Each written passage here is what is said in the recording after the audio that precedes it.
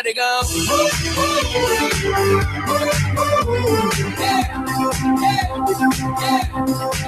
Everybody go.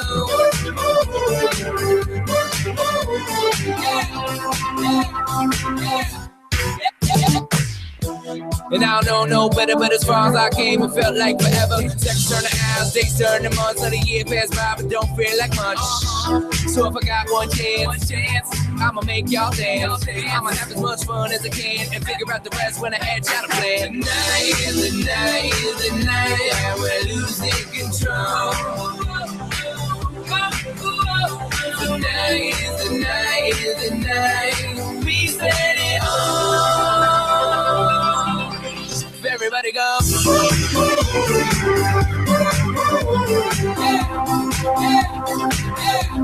Everybody go.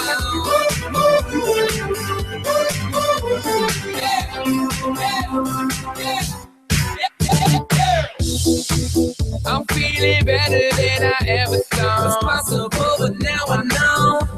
Yeah. I'm feeling better than I ever did. Impossible don't exist. No, impossible don't exist.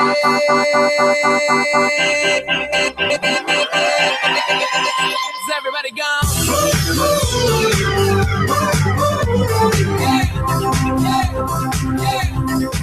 Everybody go.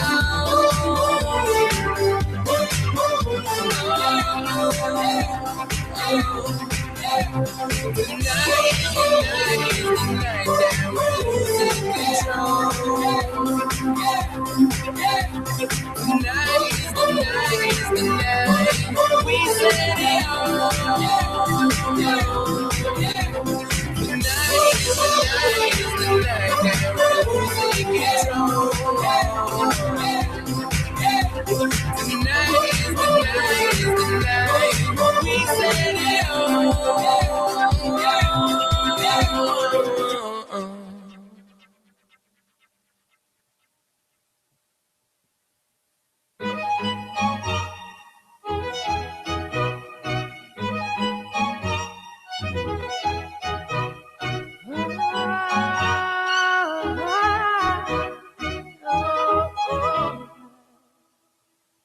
We're 1,000 miles from comfort. We have traveled land and sea. But as long as you are with me, there's no place I'd rather be. I would away forever, exalted in the sea. As long as I am with you, my heart continues to beat. With every step we take, Kyoto to the bay, strolling so casually. We're different and the same, gave you another name, switch up the batteries. If you gave me a chance, I would take it. It's a shot in the dark, but I'll make it. So with a little heart, you can't shame me. When I am with you, there's no place I'd rather be. No place I'd rather be. No place I'd rather be. No place I'd rather be. We stayed out on a mission to find our inner peace, make it everlasting, so nothing's incomplete. It's easy being with you, sacred simplicity. As long as we're together, there's no place I'd rather be. With every step we take, Kyoto to the bay, strolling so casually.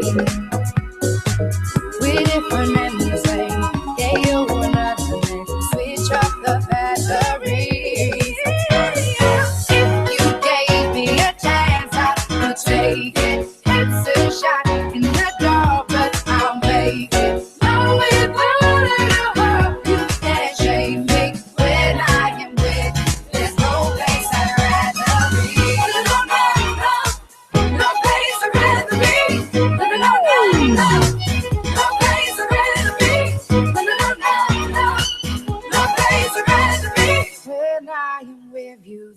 no place I'd rather be. Yeah.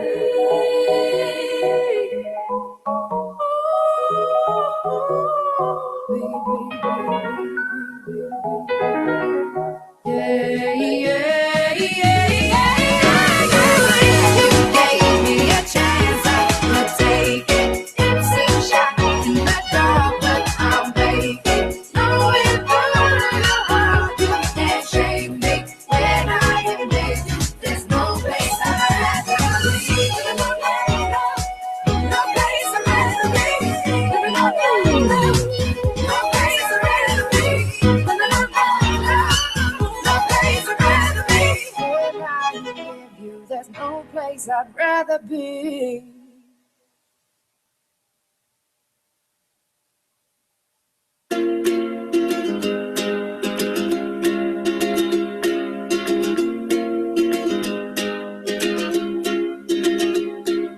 I was scared of dentists and the dark.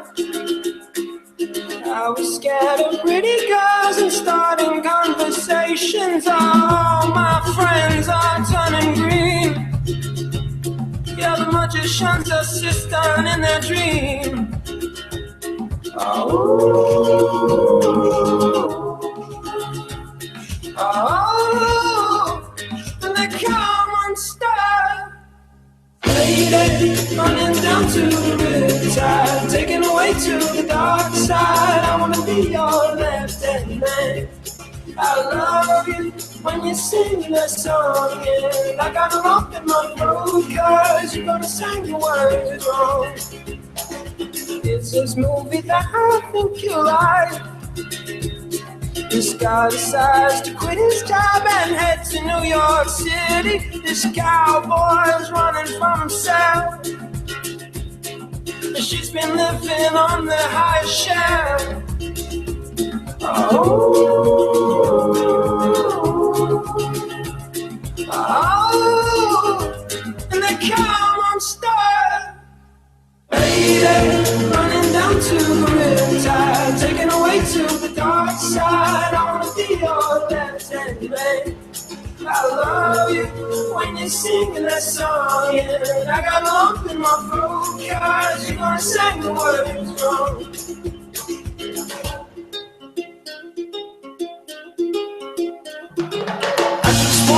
I just wanna know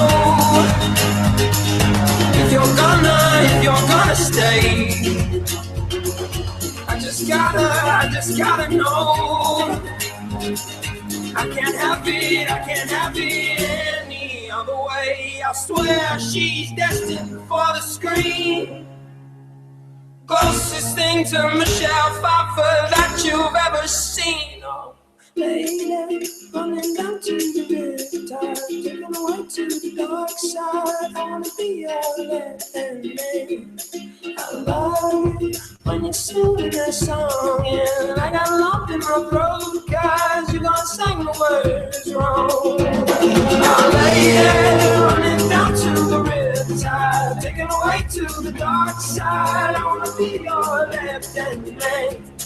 I love you when you're singing that song, and I got a lump in my throat 'cause you're gonna sing the words wrong.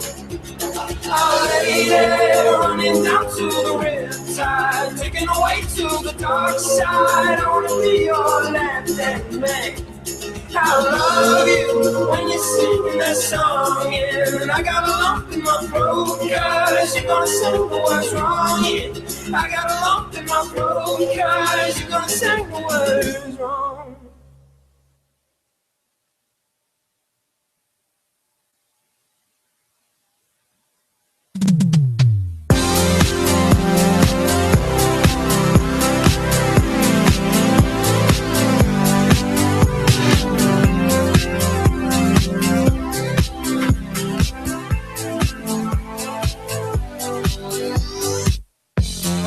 Lift you up, I can show you what you wanna see and take you where you wanna be.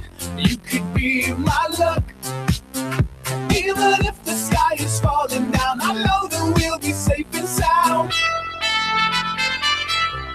We're safe and sound.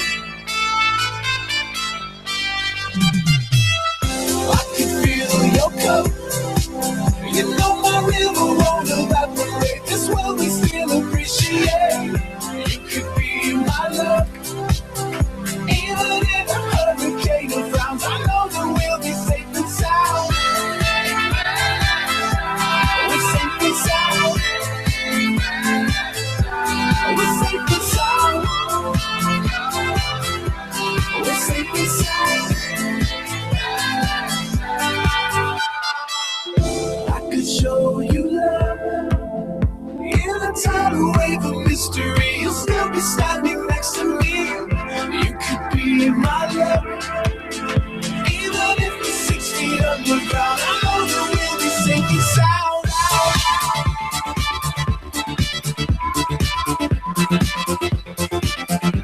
We're sinking sound.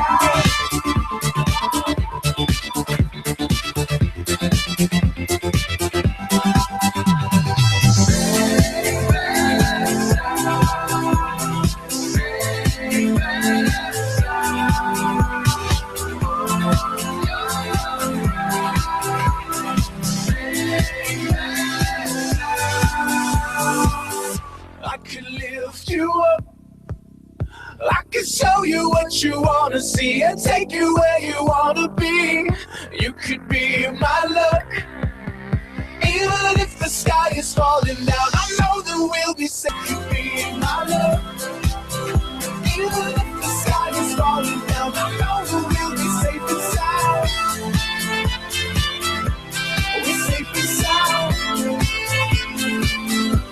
We're safe and sound. We're safe and sound. We're safe and sound.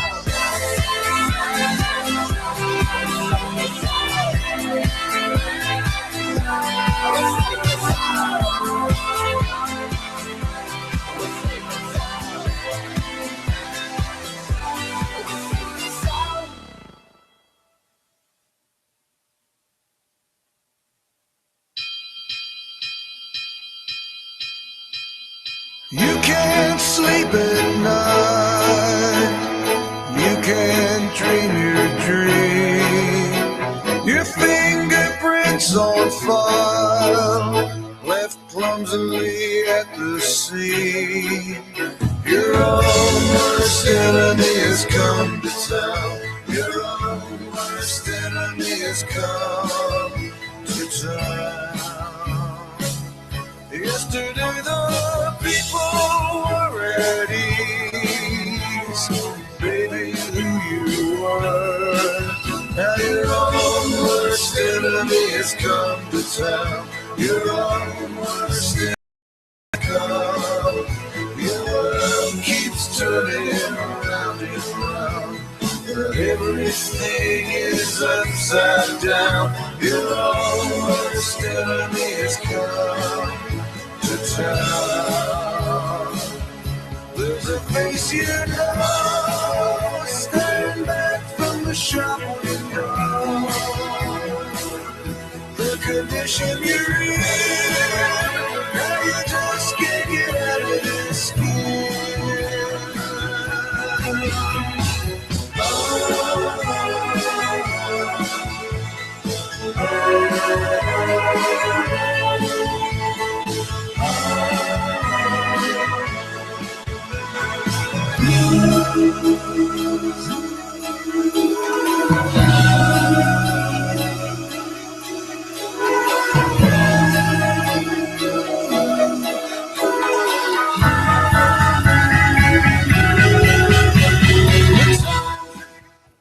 On a beautiful day here in Cape Cod, Massachusetts, we head to the playoffs here in Cape Cod Baseball League as the Western Semifinals get set. Game 1 here, the Cotuit Kettleers versus the Hyannis Harbrox. Welcome in, ladies and gentlemen, to Harbrox Baseball on the Cape Cod Baseball League Network, alongside Chris Morales, Sammy O'Brien, Gabe Sustig on hand here as Game 1 will get underway. And guys, how are we doing? Doing well. It's good to be here for the playoffs. Last year, Harbor Hawks just made it through the first round, hoping to go a little bit further this year. But, yeah, it's a beautiful day on Cape Cod. Great day to play some playoff baseball. Yeah, the last regular season game of the season for all of the squads on Cape Cod really came down to the wire, as Harwich made things interesting in the East and Falmouth made things interesting in the West. But everything is as it's supposed to be. Hyannis Cotuit in the first round. What else can you ask for in terms of this town? Both of these towns playing together. The village of Barnstable, of course. The season series between these two squads hasn't been in the favor of Cotuit, but for Hyannis, it's going out business as usual. Now you got everything on the line. 2 losses and you're done. As Dakota Hudson will be on the mound here for Hyannis. First pitch is away by him. We call for strike 1 there. on Jaron Kendall, the center fielder, leading off for Cotuit. As we'll go through the rest of the lineup here for the Cotuit Kettleers. After Kendall will be Will Haney, who's DHing today. A 1 pitch and a swing and a miss there by Kendall for an 0-2 count. After Haney will be Brandon Berry in right field, Tim Susanara, Josh Rojas, Mike Paez, Brett Stevens in the 8th spot, Spencer Gay, and filling out the lineup, Mike Cantu, the catcher. 0-2 pitch on the way here to Kendall. Chops that one over there to Thice at first. He'll take it himself. And just in time there from the speedy Kendall as he gets the first out.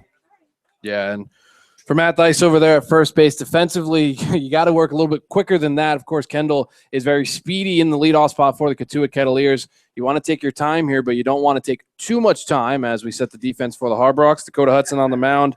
Calling all the pitches will be Jake Rogers, the member of the Tulean Green Wave. Matt Thice at first, Ryan Burke at second. Tristan Hildebrandt makes a start for Errol Robinson over at shortstop. We'll get to that in a bit. Colby Bortles over at third base, left to right in the outfield. Jake Knoll, Corey Bird, and Austin Hayes. Next pitch into Will Haney. Takes a swing and a miss. The breaking pitch in there for strike one on him. As so far for Haney, we've seen him a few times now as this Cotuit team. His RBI streak and hitting streak were broken in the past few games as the 0-1 is in there, but down low inside for a 1-1 count. As Haney has lost both of those streaks, he did do well yesterday in the game against Wareham that Cotuit eventually lost 7-4 as the 1-1 from Hudson upstairs for a 2-1 count. As so far for Dakota Hudson on the mound here for Hyannis in his season so far, you're here in Hyannis, a 2-3 record, 1 save, a 1.68 ERA. As he fires a 2-1 in, just misses outside for a 3-1 count. In 42 2/3 innings pitch, has 41 strikeouts, 7 walks, and 34 hits on the season for him. 3-1 count here to Will Haney as Hudson fires and a swing and a miss there by Haney to make it a full count. Yeah, Gabe, and talking with manager Gassman before the game, he said in the last 3 weeks, it just seems like Dakota Hudson's been the more dominant pitcher that's come out of the group as he's shown. He's, especially in his last start that he did have a season-high 9 strikeouts and really works the curveball well. Payoff pitch on the way from Dakota, swinging and chopping foul, though, is Haney behind home plate, and he'll stay in with a full count. If he can get that curveball working, which it seems like he has been able to establish it pretty early on in this game so far, he's got that and the fastball that reaches upwards of 94, 95 miles per hour, as we did see in that game against Bourne on the radar clock. Dakota does have a very good fastball, and possibly might see it right here with another payoff pitch into Haney, but it's down low there, and it's a walk there to Haney, and the first base runner aboard here for Hudson. Yeah, and the last time that we saw Dakota on the mound, we kind of had the conversation. Is he a starter? Is he a relief pitcher for manager Gassman? He decided to choose him for his start game number 1 here in this Western semifinals against the Cotuit Kettleers. It's a big spot for Dakota, but he's lived up to the billing as of late in this season. Of course, in his last start against that very same Bourne Braves team, he only allowed 1 earned run. He's only allowed more than 1 earned run in 1 start on this summer. First pitch is in there. Right catches the outer half there to Brandon Berry for strike 1.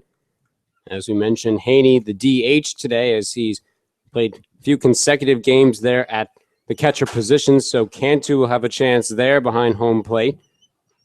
As Hudson sets in now to Berry. Fires in the 0-1, but down low for a 1-1 count. As these Cotuit Kettleers were able to get into these playoffs after a loss yesterday by Falmouth in extra innings versus the Bourne Braves, as the Bourne Braves won that game off of a wild pitch in the top of the 10th inning to score a man from third to make it a 6-5 game and knock the Falmouth Commodores out of the playoffs here.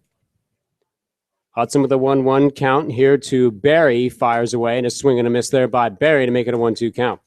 Yeah, very nice job for Hudson to just drop the string on that breaking ball. Looks like it's going to go right over the heart of the plate, and it dies at the very last second. And as Sammy mentioned, that nuance that Hudson has, so much velocity on the fastball, and the breaking ball has so much break to it, it really keeps batters off balance, and Brandon Berry's getting his taste of that. Hudson sets in again. 1-2 pitch on the way here to Brandon Berry. Swing and a miss there for strike 3. And the second out is away here for Hyannis. Yeah, and something we see from Dakota on the mound is that arm that extends his right arm on the bump. When he does have runners on base, he seems to extend that arm. Talking with him after his last appearance at Bourne, he said that he does that in order to mentally bear down. As you can see there, definitely did as he gets his first strikeout on the day and his second out of the inning. It's very Craig Kimbrell-esque stance that he has on the mound there, and he shows it again here against Tim Susanara. Playing first base today here for Cotuit as Dakota fires in fastball down low for ball 1. Yeah, and of course, when you reach this stage of the Cape Cod Baseball League, a lot of it comes down to your mental state going into a start like this. Of course, for Dakota, the last time we ever saw him was a relief appearance, a very solid one, 4 innings pitched, 8 strikeouts. The 1-0, and that one's just upstairs there. Is thinking about going with Susanara. He holds it back, though, for a 2-0 count. So to change things up for Hudson in this type of scenario, it's got to wear on him a little bit. Of course, when you talk about 11 appearances on the season, only 5 of them being starts, he's kind of been mixing and matching. That went in right into the glove there of Colby Bortles. Does Susanara. A soft liner there, and that'll retire the batters here for the Cotuit Kettleers. They leave one man on base in Will Haney, and the Hyannis Harbrox will get their first at-bat in the bottom of the first. Nice job there by Dakota Hudson to come in. First inning looked pretty solid, except for that walk there to Haney, as he may look to go a long way here for Hyannis and maybe keep the bullpen a little bit of a break. Yeah, and that would be very huge in terms of this playoff push that we've been talking about for at least the last week or so for manager Gassman. He utilized a couple arms in last night's game against the YD Red Sox, of course, namely Will Stillman and Logan Salo. They more than likely will not be seen for the Harbrox, maybe in this series, but at least not in game 1, perhaps not in game 2 as well. But of course, for Gassman, he's rested a lot of different relief pitchers as well. But for Hudson to go deep in this game would be very, very good in terms of saving your arms, of course, when you talk about matchups, who plays when in games 2 and potentially game 3 later on a couple days from now. Manager Gassman has to think of all these things in his mind before he makes any decisions on the field. Opposite on the mound now for Dakota Hudson will be John Woodcock, as this will be his 3rd game that he's pitched against these Harbrox. His last start was actually against Hyannis, as it was a 2-5 loss for the Cotuit Kettleers, as he went 3 2/3 innings pitch, had 3 earned runs, 6 hits, and 3 walks with 4 Ks. On the season, he has a 3-2 record, a 1.50 ERA, 42 innings pitched, 34 strikeouts, 11 walks, and 32 hits. Later on, or earlier on in the season for Woodcock, he pitched in that game where Hyannis got the walk-off, but then Hyannis kind of got to him more in one of the last games against him. So it'll be interesting to see today how the bats respond to Woodcock. Yeah, back over a month ago, the Harbor Hawks faced Woodcock for the first time. That was an extremely close game, pitching duel with Nick Deeg on the mound back there on June 25th, where the Harbor Hawks were able to walk off, Ben DeLuzio being the hero of that game here at Hyannis. And then the last time we saw Woodcock just about a week ago, when these two teams played here at McKeon, and Woodcock was taken out of a situation where he had a 2-0 count on a Harbor Hawk batter, and so not too much damage. There were base runners on, but not too much damage was be able to happen, as Mike Roberts ended up pulling Woodcock early. Yeah, and part of the reason why Woodcock got pulled in that situation is because manager Roberts has been making pretty risky decisions in his last couple games, at least with the Harbrox, and immediately you see one here, pulling the starting third baseman Spencer Gay in and having a shift to the right side of the defense. The first pitch is away to Corey Bird, who hits that right out into center field there as Jaron Kendall gets under it for the first out is away. And we'll set this lineup here for the Harbrox. Corey Bird leads things off, followed by Austin Hayes. Matt Dice will be in the 3rd batting spot today, followed by Jake Knoll, the cleanup hitter. Blake Taberry returns to the starting lineup, batting 5th. Colby Bortles in the 6th spot. Jake Rogers will be the catcher, batting 7th. Ryan Burke will be 8th, and Tristan Hildebrandt starting at shortstop will round out the starting 9. As we'll go with the defense for the Cotuit Kettleers as well after the first pitch here from Woodcock into Austin Hayes, as he takes that breaking pitch on the outer half for strike 1 on Hayes. Behind home plate, Mike Cantu from Texas calling out everything. Spencer Gay at 3rd from Bradley. Mike Paez, shortstop out of Coastal Carolina. As the 0-1 into Hayes, foul tips that right off the end there for an 0-2 count. Josh Rojas out of Hawaii playing at second base. Tim Susnara from Oregon at first. Brett Stevens at left field from UCLA. Jaron Kendall from Vanderbilt out in center. And Brandon Berry from Cal State Northridge in right field. 0-2 pitches away here to Austin Hayes, and it's outside there, corralled there by Cantu for ball one. Yeah. After you, Sammy. The shift is on here as Rojas has moved over towards second base. So now 3 infielders between second and third base as Austin Hayes is a righty. The 1-2 to Hayes. Pops that one up the other way. Susnara's running, and so is Barry. And Barry's going to dive for it. Not make the play, though, there in foul territory. As he's going to take a second to get up, but looks like he'll be okay.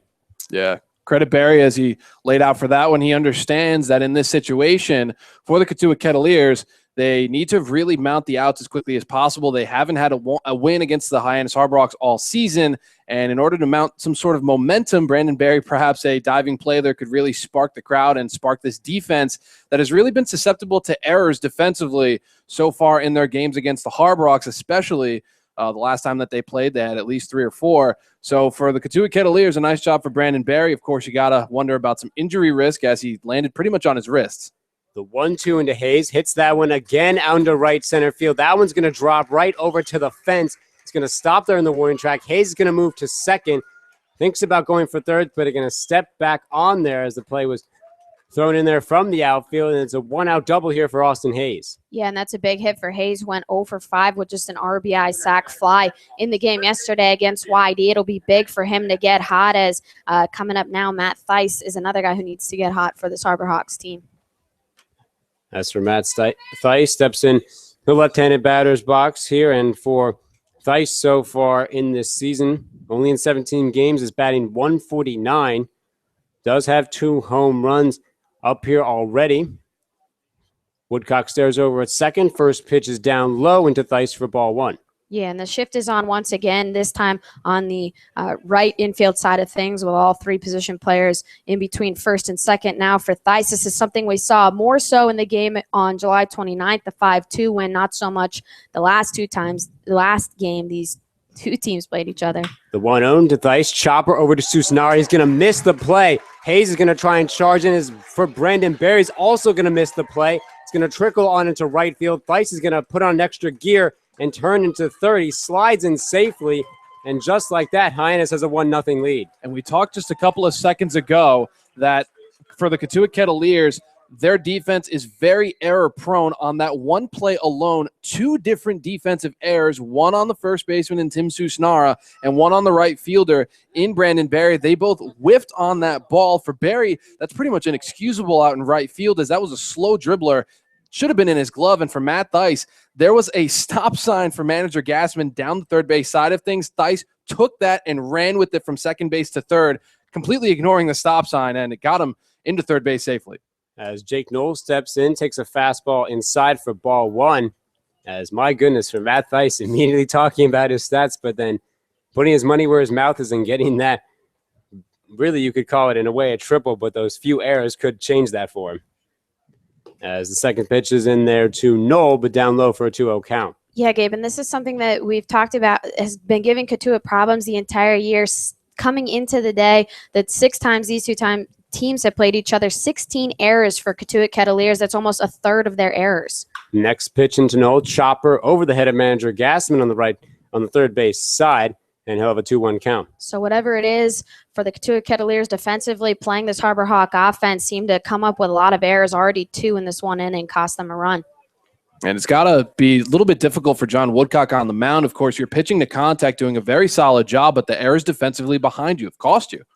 The next pitch into Knoll, pops that one into the air in foul territory as Susnara tries to slide in there, unable to make the play, and it'll be a 2-2 count. And part of that shift that manager Roberts has for the Cotuit Kettleers, the lone defender on the opposite side of the shift has to play basically in between the 2 bases. That was Susnara on this type of play. For Susnara, playing in between first and second, drew him off of first base, and that pop-up off the end of the bat of Knoll, had Susnara been playing in normal depth at first, he would have gotten that for an easy out. The 2-2 pitch as Woodcock deals. Knoll gets a grounder over there to the third baseman, and he's going to try to get Matt Theis there as Gay tried to fit into Cantu. A bad throw there as Theis gets in just standing up. It's a 2-0 lead for Hyannis. Yeah, and a very simple play there for Spencer Gay over at third base. Corralled it, had all the time in the world to throw in. And for Michael Cantu, just wasn't in the right spot. You got to be blocking a little bit more towards home plate. Instead, he was shifting over towards the first base side of things and had to reach around towards the third base side in order to grab that. It is an RBI and a fielder's choice for Jake Knoll, as that brings his season total to 22 RBIs. And for the Harbrox, exactly what you want to do in the first inning. You got a 2-0 lead. Especially against the pitcher in John Woodcock, who's arguably the best pitcher, starting pitcher for these Cotuit Kettleers. Next pitch in there to Blake Tiberi's call for strike one. Yeah, and this is huge for this offense, as we've been waiting for Matt Theis to kind of heat up. Hopefully that'll continue into this playoff run, as well as Jake Knoll had a few days off, finally back in the lineup, did some big things yesterday in the win over YD. The 0-1 Tiberi right into the leg of Woodcock, is picking it up over there will be Gay. Fires over to Susnara in time to get the out, and Jake Knoll's going to make his way over the third base. Yeah, that was heads-up base running by Jake Knoll on the play, getting all the way over to third. Trainers are going to come out, as that one was rocketed at Woodcock, but a good job by the third baseman there to charge in barehanded over to first to get the second out. That could be the last thing Cotuit needs as of right now there for his team, as they're still going to keep talking to him out there. It could be a big situation, especially like you mentioned, the best pitcher really that Cotuit has starting off here, as they're going to keep him in the game here so far, as Roberts is going to check out there on him, ask his pitcher. He says he's all right, as Colby Bortles is ready to step into the batter's box. Yeah, for Woodcock, he's definitely going to feel that one tomorrow morning, no doubt. But very solid job for Matt Theis. And again, a very nice job for Jake Knoll. With a heads-up play, he realized that the third baseman and Gay had to be dragged off of third. No one was covering the bag, so Knoll ended up swiping that one. Very nice job. A runner 90 feet away once again for Hyannis. They lead 2-0. First pitch, swing and a miss by Bortles for strike one. As there are two outs now here in this bottom of the first inning, as Hyannis has already turned it on immediately against these Kettleers. Woodcock stands up here and ready. The next pitch into Bortles is down low for a 1-1 count. Yeah, and for Bortles to turn his bat around in this playoff series would be huge. Of course, yesterday had 3 different strikeouts, bringing his season total up to 39 for the regular season. It's a bit too much for the Ole Miss Rebel. If he can turn things around in the right-handed batter's box, could prove huge for Hyannis. The 1-1 fouled into the netting on the right side of Bortles, and it'll be a 1-2 count. The shift is still on here for the Kettleers on the left-hand side of Bortles, with Knoll still on third base, as Bortles will step in here with a 1-2 count with 2 outs in the bottom of the first. Woodcock sets and fires in, and Bortles hits that one out of play on the right field side. Stays at a 1-2 count. Yeah, for John Woodcock on the mound at this point, your defense has already gotten you 2 errors defensively. You got to just get out of the inning. Of course, those 2 runs should not have scored, as those 2 errors really were the reason why both base runners got on. So for Woodcock, getting out of this inning could be the best medicine for him. Take your lumps as they are. The 1-2 to Bortles hits that right over the head of Spencer Gay, as Knoll will score easily, and it's a 3-0 lead for Hyannis. Yeah, and a solid job for Colby Bortles, realizing the shift was over on the left side of the infield. So what do? Hit over that wall. That's a very nice job to just lace it into shallow left field. And for Colby Bortles, has himself an RBI, has himself a single. When he gets hits, he seems to get them in bunches. For Bortles to start things off early in this game and in this series, it's a good sign to see. Yeah, and with a hit like that, the shift's not going to do anything for the Cotuit Kettleers, as that was just lined over the third baseman's head. They're going to live or die by the shift, and right now they're kind of dying by it. As Jake Rogers now steps in the right-handed batter's box with Colby Bortles on first with 2 outs here in the bottom of the first.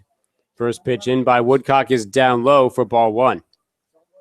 As immediately here for Hyannis, there's, of course, the slight worries if you're going against a team that's 6-0, if there might be so many changes coming into the playoffs, if any will have some momentum.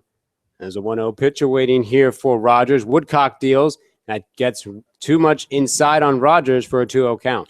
Yeah, and of course, a lot of the worries from all of us here in the media team and also just from fans that we've been talking to, the worry was, of course, Hyannis swept the Cotuit Kettleers 6-0 in the regular season. Would there be any lapses in the playoffs? The 2-0 foul behind home plate by Rogers for a 2-1 count. A lot of people would say the Cotuit Kettleers are due for one, that the Harbrox wasted all of their wins against Cotuit in the regular season and they would kind of run out of gas in the playoffs.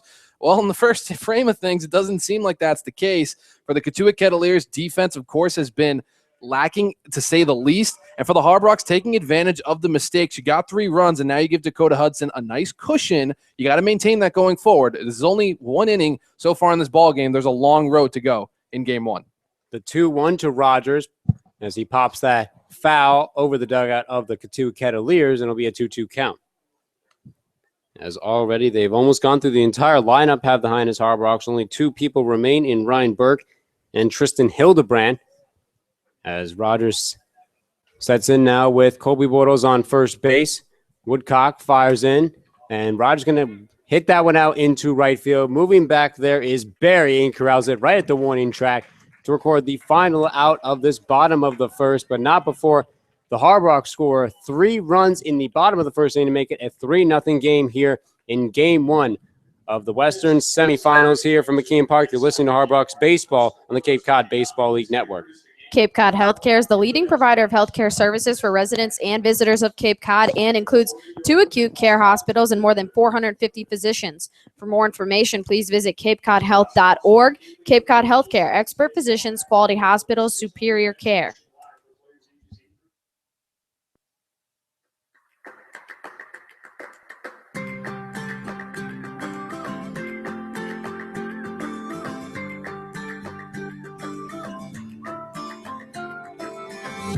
If you love somebody, better tell them why they're here, 'cause they just may run away from you.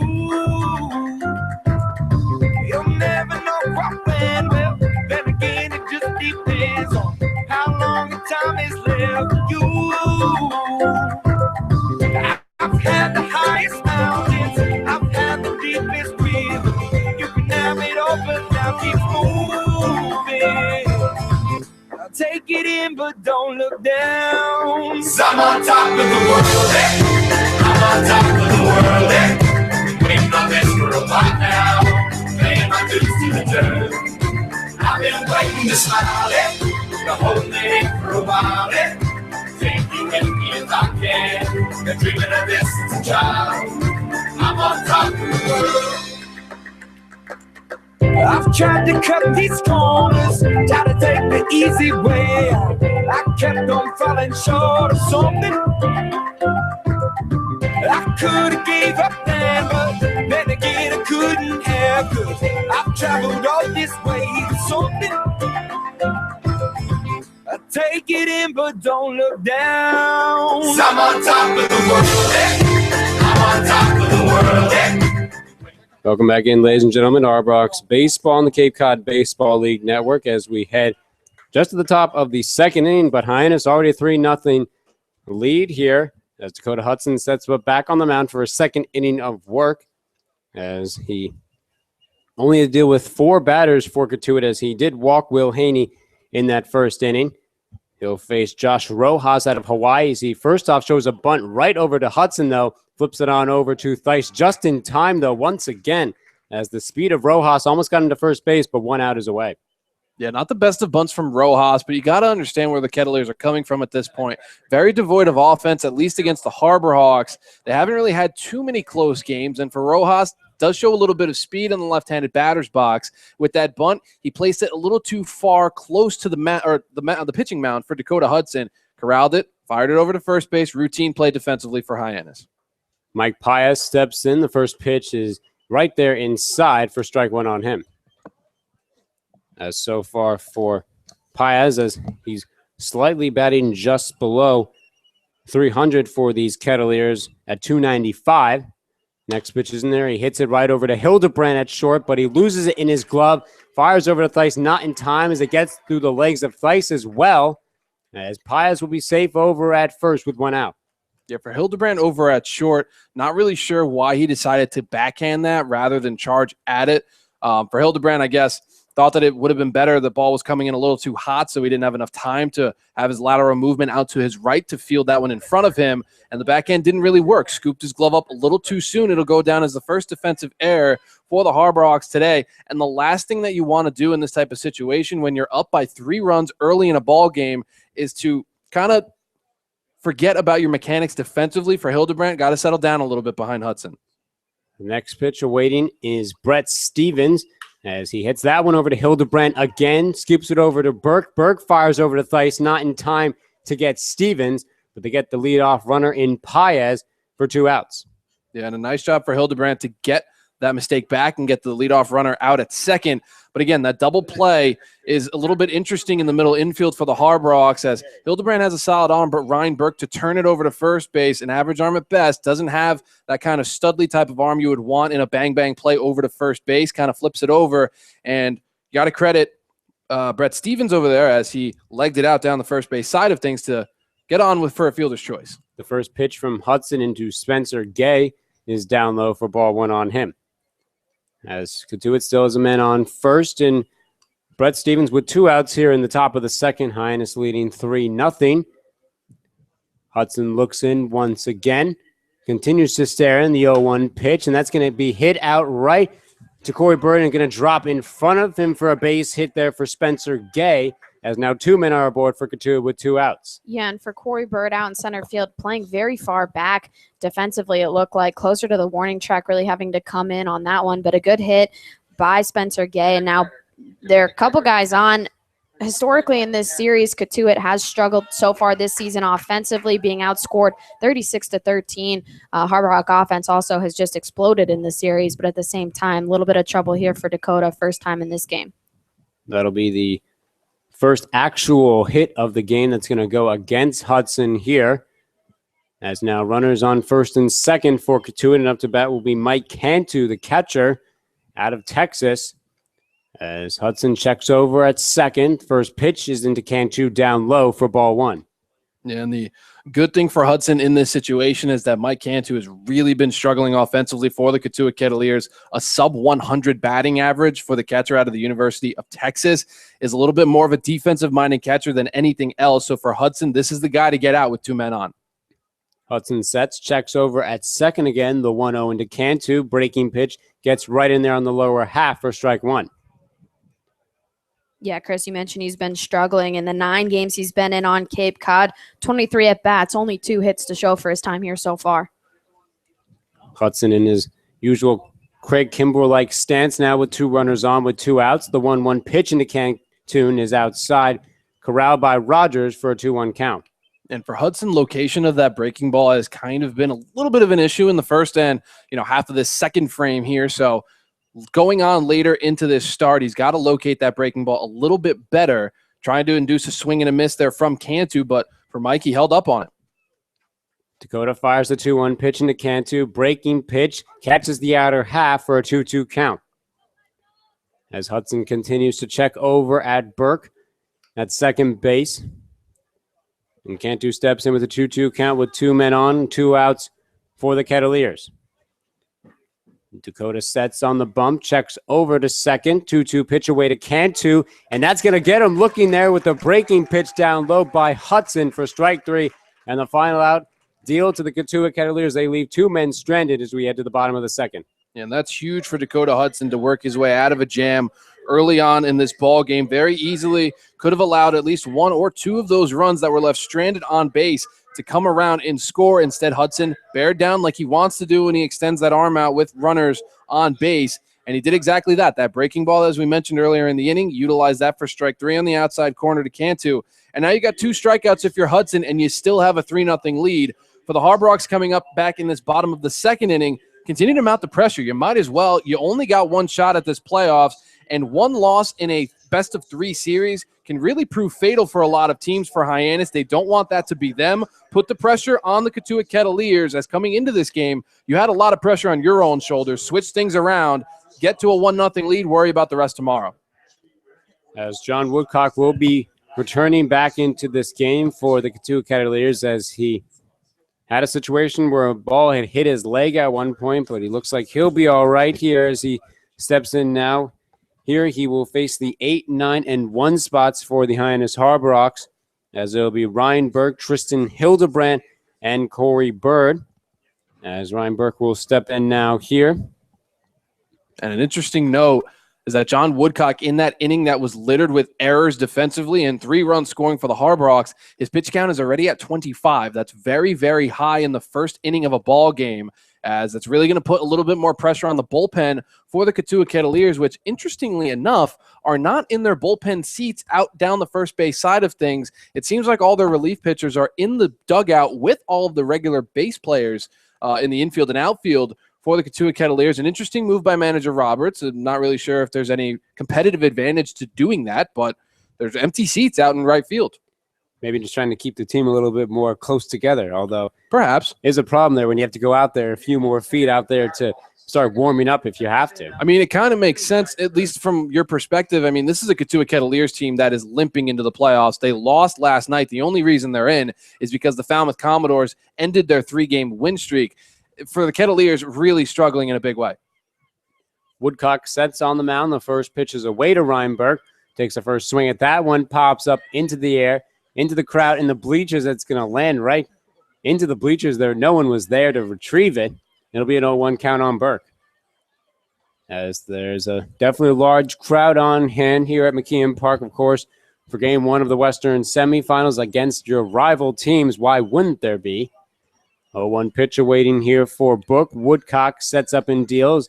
And that breaking pitch is outside for a 1-1 count on Burke. Yeah, Gabe, and all that was happening last night with needing to see what Falmouth was going to do to decide if Cotuit and Wareham were going to be in. Gassman didn't actually know until 11 o'clock. As Burke hits that one out into right field. Moving back is Barry, and he's going to watch it go right at the flag post. A home run for Ryan Burke, and he makes it a 4-0 lead for Hyannis. And Ryan Burke, you know, from his stature, you wouldn't imagine that he has so much power, but he absolutely laced that fastball from John Woodcock right into the tree line. And immediately, as I mentioned earlier, you want to keep your foot on the gas pedal. For the bottom of the lineup to do that with Ryan Burke in the leadoff spot in this second inning, huge spot to be in. An amazing show of performance there by Burke as everyone continues to question just his short stature, but he turns those hips around pretty well to get those home runs. As Hildebrandt comes in, hits the next right to Gate, fires over to Susnara just in time to get Hildebrandt out there at first base for the first out. Yeah, that was a well-hit ball by Tristan. Just getting under it was Gay. Did hit off his chest, but landed right in front of him. Picked it up to barehand it really quick, and Tim Susnara making a nifty play over at first base for the first out here. But Ryan Burke, absolute bomb over to right center field, is his second on the year. Stands at 5'9", but my God, he can hit it out. As one out is away here for Hyannis, as they have a 4-0 lead now over the Kettleers here in the bottom of the second. Corey Bird comes in for his second at-bat, takes the first breaking pitch inside by Woodcock for strike one. And now, of course, with so many batters coming up in the first inning, it creates the scenario where the top of the order is due up here in this second. Next pitch into Bird, misses outside for a 1-1 count. So for John Woodcock, you're facing the more dangerous batters for the Harbor Hawks a second time in only 2 innings. It's got to be tough on him on the mound. The 1-1 to Bird. Chopper gets over to Susnauer, who barrels it. It's going to have to flip it over to Woodcock, who gets there in time to get the speedy Corey Bird out for the second out.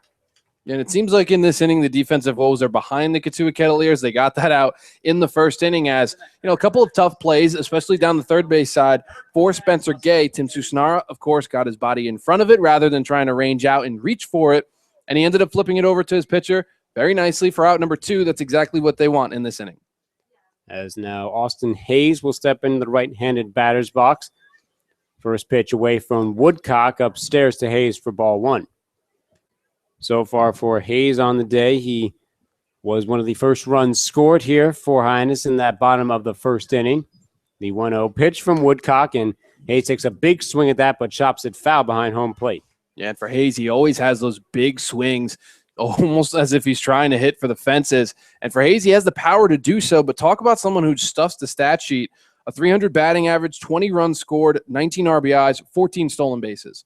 The 1-1 to Hayes. He rocks that one out into left field, but that one's going to drop right into the glove of Brett Stevens, who puts the final out away here for the Kettleers as Tim Susnara seems somewhat confused there. He wasn't probably sure how many outs there were, but that's 3 outs for Hyannis, but they get one more run on the board to make it a 4-0 lead from Ryan Burke's home run to right field. We head to the top of the third inning here, game 1, the Western semifinals. You're listening to Harbor Hawks baseball on the Cape Cod Baseball League Network. Chatham Bars Inn, Resort and Spas, the perfect blend of fun and excitement, a proud member of the leading hotels of the world.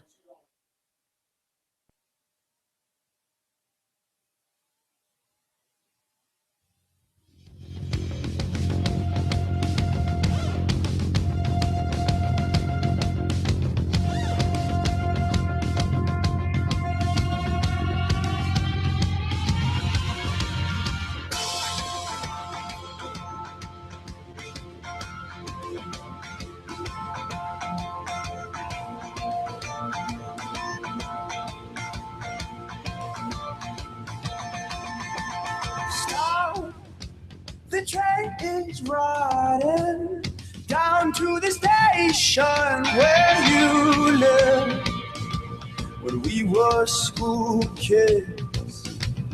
Hey, the rails are caught now, and I am falling down, fools in a spiral round this town of steel. My body tells me no, but I will quit, 'cause I know. Welcome back, ladies and gentlemen. Arbrox Baseball on the Cape Cod Baseball League Network. Sammy O'Brien, Chris Morales, Gabe Sustick here, McKeon Park, as we head to the top of the third inning. Hyannis, a 4-0 lead against the Cotuit Kettleers in Game 1 of the West Semifinals here in the Cape Cod Baseball League. Hudson comes on for his third inning of work here for the Arbrox. Sets the first pitch in down low for ball 1. As Hudson, his team has now given him a 4-run cushion here to deal with, as he now deals with the top of the lineup here, and Jaron Kendall as he takes another pitch down low for a 2-0 count. Yeah, and for Hudson on the mound, in this type of scenario where you're up by as much as you are, you can take a little bit more liberties on the bump. You can utilize that breaking ball potentially for a first pitch strike, and if you miss your locations, you don't think about it as much. Next pitch, thinking about going was Kendall. He lays off of it upstairs for a quick 3-0 count. But, of course, for Hudson, you do have to continue to hit those spots as he tried to utilize that very same breaking ball as I mentioned, as Kendall nearly swung at it, but he did not. The next pitch into Hudson, breaking pitch, and it's going to get down low to Kendall. A 4-pitch walk for Dakota Hudson gets a man on with no outs. That's not the type of situation that Hudson wants to start off this third inning with. Of course, you got to mention the fact that it's a hostile crowd here at McKeon Park. Lots of Harbor fans, lots of Cotuit fans as well. As soon as you saw this series play out on the schedule, you knew that the stakes would be high, implications would be even higher, as these teams and these towns really are not friendly, especially when the winter hits and the summer months are past. First pitch awaiting is Will Haney. Takes that breaking pitch down low for strike 1 on him. As even though for Haney may have gone off his 2 streaks, has still been swinging a hot bat for the Kettleers, as they need to keep him in the lineup, even if it has to be through the DH position. 0-1 count here as Hudson deals again, and a swing and a miss there by Haney for an 0-2 count. But yeah, Chris, you can really hear the crowd start to come alive a little bit.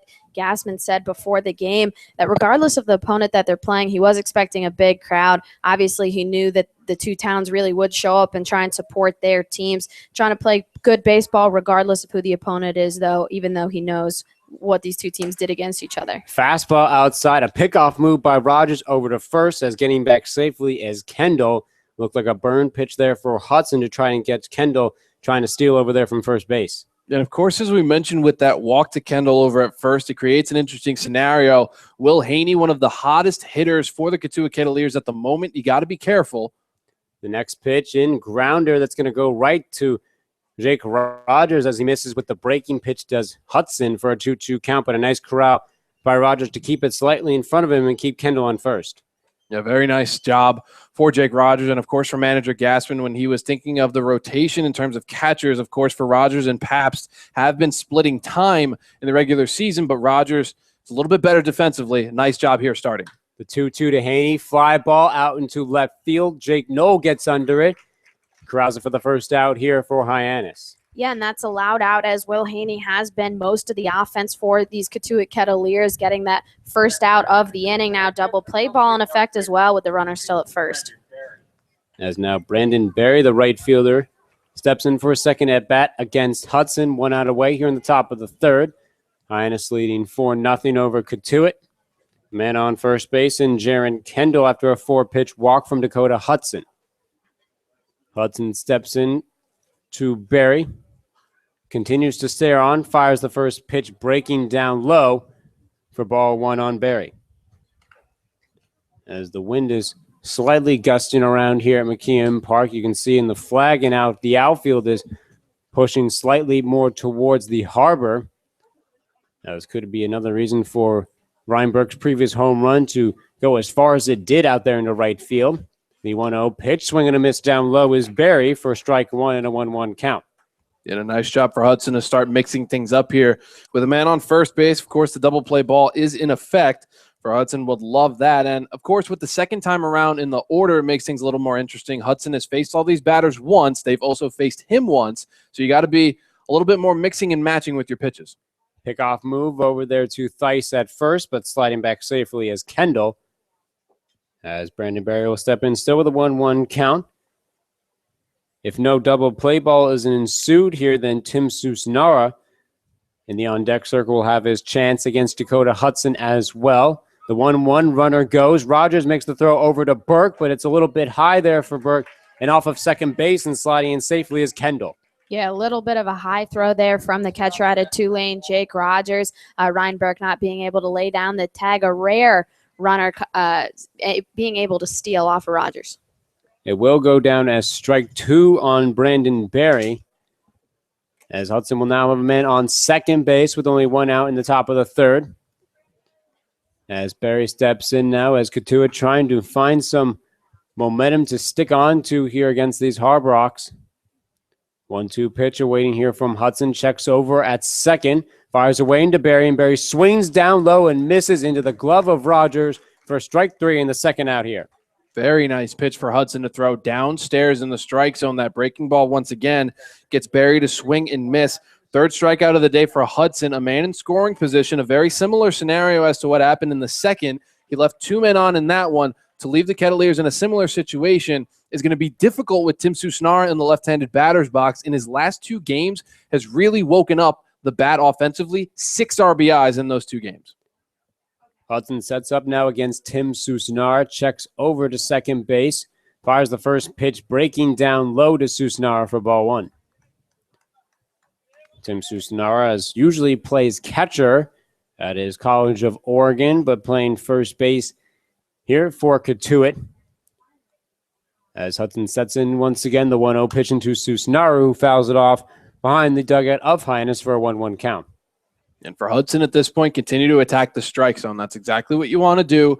Continue to locate your pitches exactly as you are. And for the most part, touching 95, 96 on the radar guns from what we're seeing. And that's really hard to do in terms of making contact for the Cotuit Kettleers side of things offensively. Very hard to see and very hard to put into play. Hudson finally gives the nod into Jake Rogers, checks over to second. Hildebrandt moves back, the 1-1 pitch, swing and a miss there by Susnara for strike 2. And then to throw that breaking ball on the inner side of the plate to left-handed batters like Susnara, it's very, very nice to see. Of course, the lefty-righty matchup, Susnara has the advantage, but with that breaking ball diving in at his hands and downstairs in the strike zone, very tough pitch to swing at. As Hudson sets here, 1-2 count, 2 outs, top of the third. Hudson sets and fires, but the fastball is way outside. Nice corral by Rogers, though. It'll be a 2-2 count on Tim Susnara. As for Jake Rogers, he has been the main catcher, really, for Dakota Hudson when he's ever been in a game, especially in starts, as Rogers has caught 4 of the 5 starts for Dakota Hudson so far this season. Hudson checks over at second. Checks twice, fires a 2-2 pitch in as just getting a piece of it is Susnara, goes out of play and stays at a 2-2 count. Yeah, and credit Susnara in the left-handed batter's box. Continues to fight as he seems to just be fouling away pitches from Hudson. That's exactly what you want to do. Best case scenario for the Cotuit Kettleers, drive Hudson out of this game, bring his pitch count high. Of course, for Woodcock, he's facing the same scenario on the opposite end. But for Cotuit, get Dakota Hudson out of this game and maybe make a dent on the bullpen later on.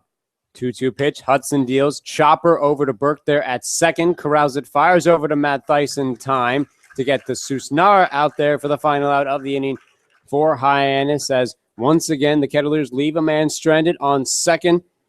Still a 4-0 game here for Hyannis as we head to the bottom of the third. Yeah, and for the Cotuit Kettleers have already left 4 runners stranded on base. You got to limit that number going forward. As, of course, you're down by 4 runs. If those 4 come around to score, you're talking about a tie ball game here in the third inning for the Kettleers. Got to mount some offense soon. And on the opposite side of things for Woodcock, settle down just a little bit. There were no errors in that last inning where Ryan Burke laced a fastball out for a home run, his second of the season. So for Woodcock, that one's on you, not on your defense. You got to settle down both ways, the defense for the Kettleers as well as pitching in Woodcock. As for Woodcock, he will face the 3, 4, and 5 spots in the lineup here against these Hyannis Harbrox in Matt Theis, Jake Knoll, and Blake Taberry as well. As, of course, as you would already realize that Bobby Melly not in the lineup tonight, but Sam, you did talk to Manager Gassman. He did give you some inside information on it. Yeah, absolutely. He said that the decision to not put Melly in the lineup after going 4 for 5 last night, a huge night coming back, 5th time coming back in the last 3 summers, was just because of the lefty-righty matchup. Melly not hitting lefties as well, so decided to keep him out of the lineup for that. Also wanted to be fair to the kids who have been here throughout the entire summer, give them a chance to get some at-bats in their first playoff game here on Cape Cod. As now Matt Theis steps into the left-handed batter's box to face Woodcock. First pitch. Checking there is Theis, as they're going to say. Ask the third base, Tom Carey. He says he did go. And it'll go down as strike 1 on Theis. Theis steps in with now a 0-1 count here against Woodcock. He did reach on an error in his last at-bat. Next pitch, breaking pitch, just misses over the plate on the outer half for a 1-1 count.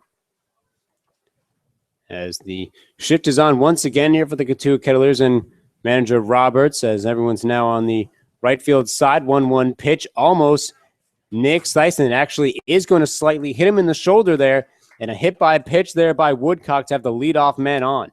Yeah, and for the Cotuit Kettleers, you had some errors defensively. Woodcock allowed a huge home run to Ryan Burke, and now you hit the first batter in this 3rd inning. That is not the way that you come back in a game where you're down by 4 runs so early on. For Matt Theis, of course, has been struggling offensively, but finding your way on base in this scenario is a positive thing. And now with Jake Knoll in the right-handed batter's box, another opportunity to bring a run in. As Knoll tips that breaking pitch behind home plate for strike 1. As Theis and Knoll were the big catalysts in the bottom of the 1st inning that scored the first 3 runs for Hyannis, looking to do the same and continuing to be offensively. As for Knoll, has slightly been up and down. That game against YD helped him a lot, as he did have a couple of hits and record an RBI there with Melly. Yeah, Gabe, you mentioned Melly being back in the lineup. Kind of funny that Jake Knoll was joking around saying that every time Melly's back in the lineup, Jake Knoll starts to hit. So let's hope that that continues throughout the playoffs. Woodcock sets in once again. 0-1 pitch awaiting. Here is Knoll as Woodcock deals. And a swing and a miss there by Knoll on the inside pitch for an 0-2 count. Yeah, and similarly to Dakota Hudson on the opposite side of things, for Woodcock, that off-speed pitch that he throws really is changing the velocity up in terms of offensively for the Harbrox. Of course, that fastball sits at around high 90s. As Woodcock sets and fires the 0-2. Knoll rocks that one out into left field. Moving back is Brett Stevens, and he's going to watch that one leave the park as well.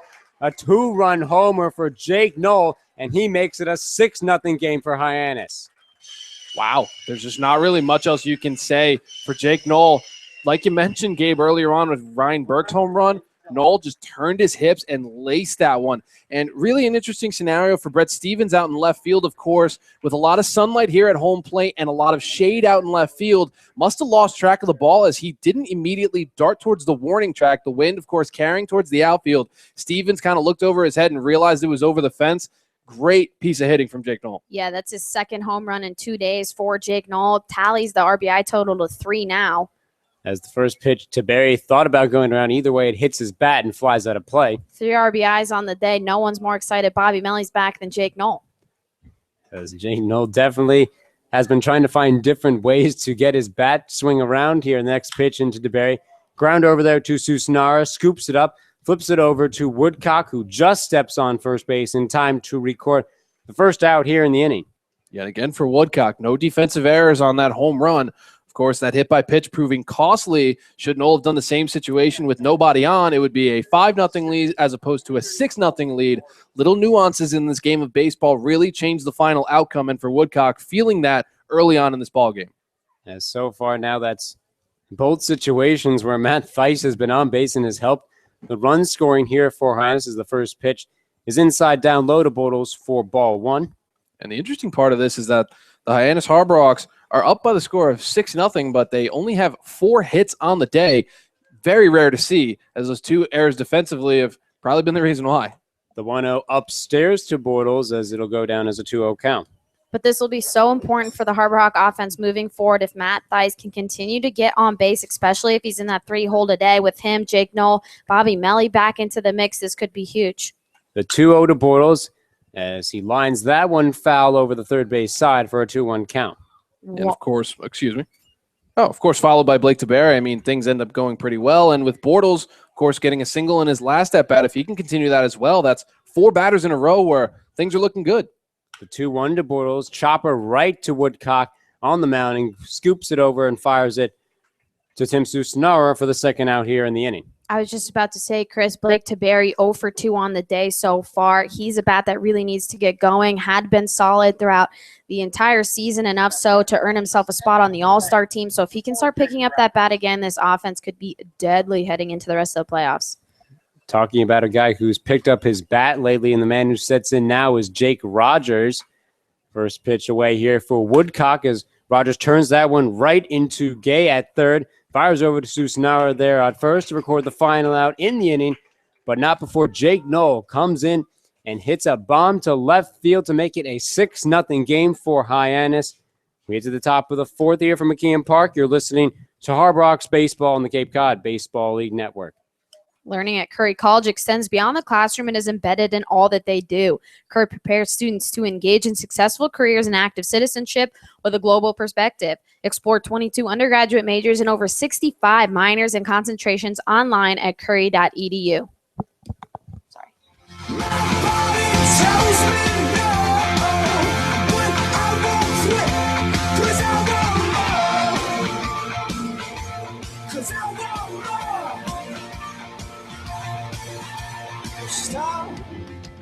The train is riding down to the station where I live. When I was a cool kid.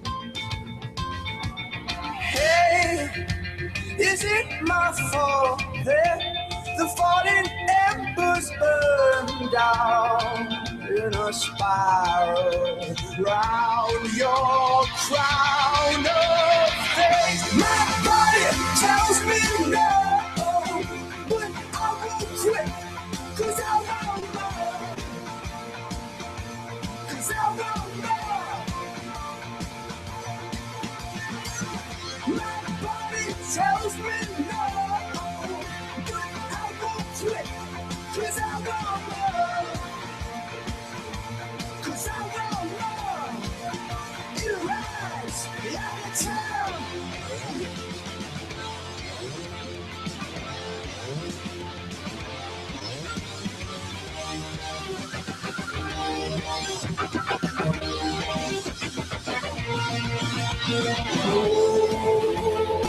It's my road, it's my road, it's my road. It's my road, it's my road. Welcome back to McKeon Park, where the Harbor Hawks currently have a 6-0 lead over the Cotuit Kettleers here in the top of the fourth inning. I'm Sammy O'Brien, joined alongside Gabe Sussick and Chris Morales for this first round of the playoff games in the Western Division on Cape Cod. On the bump for his fourth inning of work is Dakota Hudson, the 6'5" right-handed pitcher out of Mississippi State. First pitch delivered in, touches the outside of the strike zone, will be called strike one on the second baseman, Josh Rojas.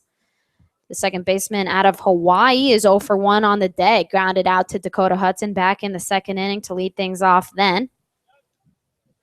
He is the number 5 hitter in this lineup. This will be his 6th game on Cape Cod. Has only had 9 at-bats so far, but is batting around .250 with 3 hits.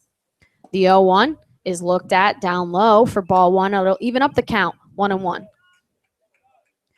Harbor Hawks were able to tally a couple more runs just back in the third inning off of a 2-run shot to left field by Jake Knoll. The 1-1, that one popped up into the outfield. Austin Hayes reaching back. He'll be on the warning track, tracking it down in the sun and making the out is Austin Hayes for out number 1 of this inning.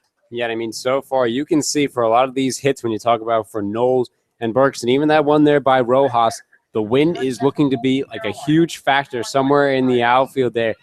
And for the batters, unfortunately for Rojas, it may not have seemed to catch the gust at the right time. The sun is currently halfway over McKeon Park, pretty much straight down the middle, left field shaded, right field in the sun and the wind blowing out towards the harbor. First pitch is swung on and missed by the shortstop Mike Paez. It'll bring the count to 0-1. Paez, a shortstop out of Coastal Carolina, reached on an error back in the second inning and is batting .295 on the season. Was the shortstop for the Western Division All-Star team. The 0-1 in from Hudson bounces up. It'll be good for ball one, and it'll even up the count 1-1. Yeah, I mean, the thing for Hudson so far in this inning is just trying to easily get out of it. He hasn't been in too much difficult situations. Probably the most was that top of the second inning. The 1-1 from Hudson. That one up high. It'll bring the count to 2-1. But right now, I mean, when your team has given you a 6-0 lead in this game, you have kind of more freedom if you're Hudson to work some other kind of corners and other pitches. The 2-1 from Hudson. That one lying down the third baseline, but foul by Paez. It'll bring the count even at 2-2. Dakota Hudson in his fourth inning of work really hasn't gotten into all that much trouble. Has only had a runner in scoring position twice. Has allowed a couple of walks, which have kept him from any 1, 2, 3 innings in this game so far.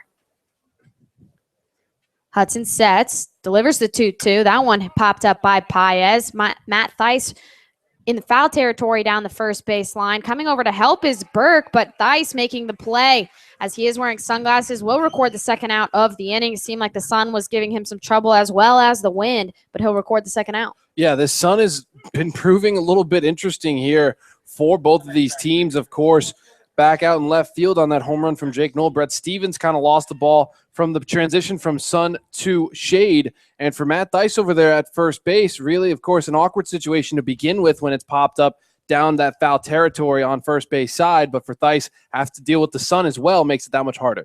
First pitch is good for ball one into the left fielder out of UCLA, Brett Stevens. Stevens did reach on a fielder's choice back in the second inning. The 1-0 from Hudson, that one low as well. Check swing, see if he went down the third base side of things. The umpire, Tony Carey, says he did not go. It'll bring the count to 1-0. 2 outs here in the top of the fourth inning, nobody on. 2-0 count now from Dakota Hudson. Pitch just misses the outside of the strike zone, brings the count 3-0. Yeah, and for Dakota Hudson, as of right now, he's retired the last 5 batters that he's faced.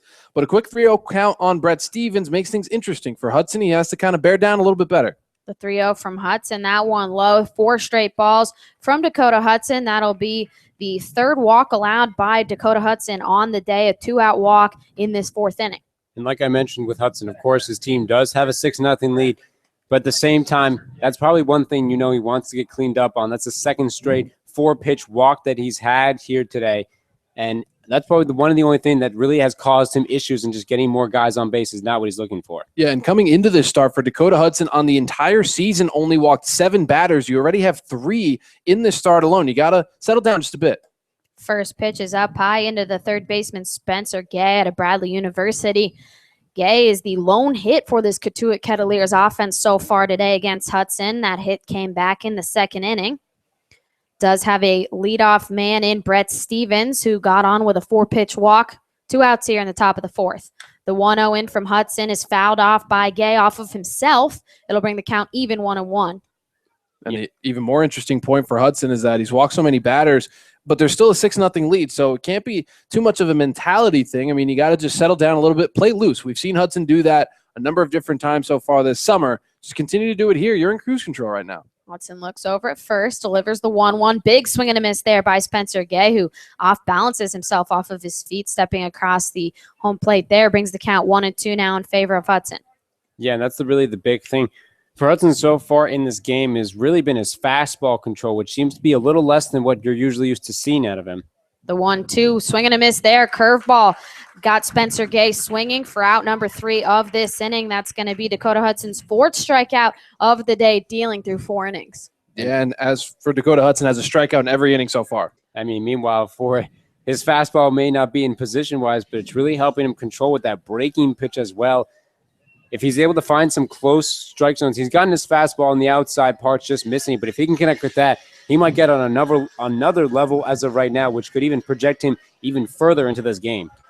And as we head into the Bottom of the fourth inning here at McKeon Park. Might as well update you with the playoff scenarios around the rest of Cape Cod. Of course, Falmouth Commodores and the Harwich Mariners already out of things, but there are 4 games going on currently. 1-0 lead for the Brewster Whitecaps at their home ballpark at Stony Brook Field over the YD Red Sox in the bottom of the 7th inning. The Western Division matchup that is currently going on alongside this one, a 6-0 lead by the Bourne Braves over the Wareham Gatemen in the bottom of the 2nd inning at Doran Park. Still a lot of time for the Gatemen to come back, but a huge lead for Bourne. Of course, 6-0 here against the Cotuit Kettleers going into the bottom of the 4th and set to tip off at Eldridge Park, a game against the Orleans Firebirds and the Chatham Anglers, a 1-4 matchup in the eastern side of things. But, of course, that Western Division matchup, you got to really look at that one if you're the Harbor Hawks. Yeah, for the Harbor Hawks, if they make it out of this series with Cotuit, the winner of the Bourne Braves Wareham Gatemen would be who the Harbor Hawks would play. Harbor Hawks struggled against both of those teams in this season. In unrelated news, our cameraman Andrew Raby will be donning the Harbor Hawk outfit in tonight's game for playoff game number 1 here, and he looks pumped. As some of you may remember, Andrew Raby and Jeff Short were a part of our broadcast in the last home game here, so now he looks like he's moving up to now trying to do both broadcasting and trying to be the mascot as well. Try to be everything here is Andrew Raby. Andrew Raby out of the University of Missouri, wearing a lot of hats here for the Harbor Hawks. Currently going to put on the Harbor Hawk hat in the 7th. First pitch into Ryan Burke. Lines that one out into center field, getting on with a single here after the leadoff home run he hit back in the 2nd. And what a way for Ryan Burke so far, as you're really questioning for him if he or Hildebrand were going to start at 2nd. But, of course, with Robinson not playing today and Hildebrand going to short, has really opened the door here for Burke, and he's made the most out of it. Tristan Hildebrand up to bat now. The shortstop out of Cal State Fullerton is 0 for 1 on the day. Grounded out to the third baseman Spencer Gay back in the 2nd inning. First pitch swung on and missed by Hildebrand. Batting .250 on the season with 7 hits and 1 RBI is Tristan. Is getting a start at shortstop over Errol Robinson today for the first playoff game. Ryan Burke takes his lead over at first base. Woodcock looks over, delivers the 0-1 up high. It'll even up the count at 1-1. Yeah, because the interesting so far for Cotuit is just with Woodcock on the mound, you're going to wonder how long he's going to stay in this game, where if Roberts is going to try and keep him going so far as he sees it's already a 6-0 game. That'll be interesting to see, as Roberts might be playing for game 2 at this point. The next pitch swung on by Hildebrand up to the shortstop, who tosses it over to 2nd, tries to get the double play over at first, but reaching on the fielder's choice is going to be Hildebrand. Yeah, and a very interesting play for Mike Paez over at shortstop. Didn't know if he should charge it or back play it. Of course, with the nasty ricochet in this infield grass at McKeon Park, Paez decided to stay back, take it on the hop, flip over to the second baseman in Josh Rojas, get the leadoff runner. That's exactly what Cotuit needs at this point. You don't want to allow any base runners in scoring position. You're already down by 6. Up to bat now is the center fielder out of Marshall, Corey Bird, who's 0 for 2 on the day. This is the first time he's getting the start in the leadoff spot in quite some time. Swings at the first pitch he sees, hits that down the left field line. Left fielder in foul territory making the play is Stevens for out number 2. Yeah, I mean, that's just a nice job for Stevens there, as really for Bird, that's just an unfortunate way to turn your bat, as it kept it long enough in the air, really, with the wind swirling around.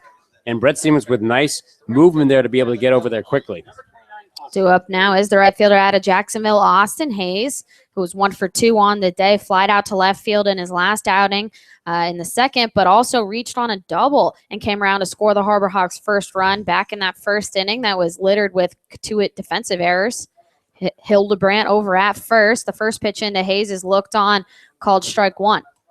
And the one thing, Sammy, that you can look at, what's really big for this team is that for Corey Bird, who we've talked about how has been pretty hot so far, he's 0-3 for today, but that doesn't matter. So his teammates have really been picking up the slack. Second pitch into Hayes. That one lined up the middle. Paez reaching over, and he'll toss it over to Rojas, the second baseman, to tap on second for the force out at second base. Harbor Hawks not able to get anything offensively going in this inning. Shutout for the first time in the game. 0 across the board, but have a 6-0 lead heading to the 5th. We're going to take a quick break. You're listening to Harbor Hawk Baseball on the Cape Cod Baseball League Network. Celebrating over a quarter century on Cape Cod, iHealth Services is proud to be a major sponsor of Cape Cod Baseball League again this year. Are you finding it difficult seeing the ball Let us help you see all of the game. Make an appointment at one of our 10 convenient locations on Cape Cod or the South Shore. iHealth Services, we are here for you.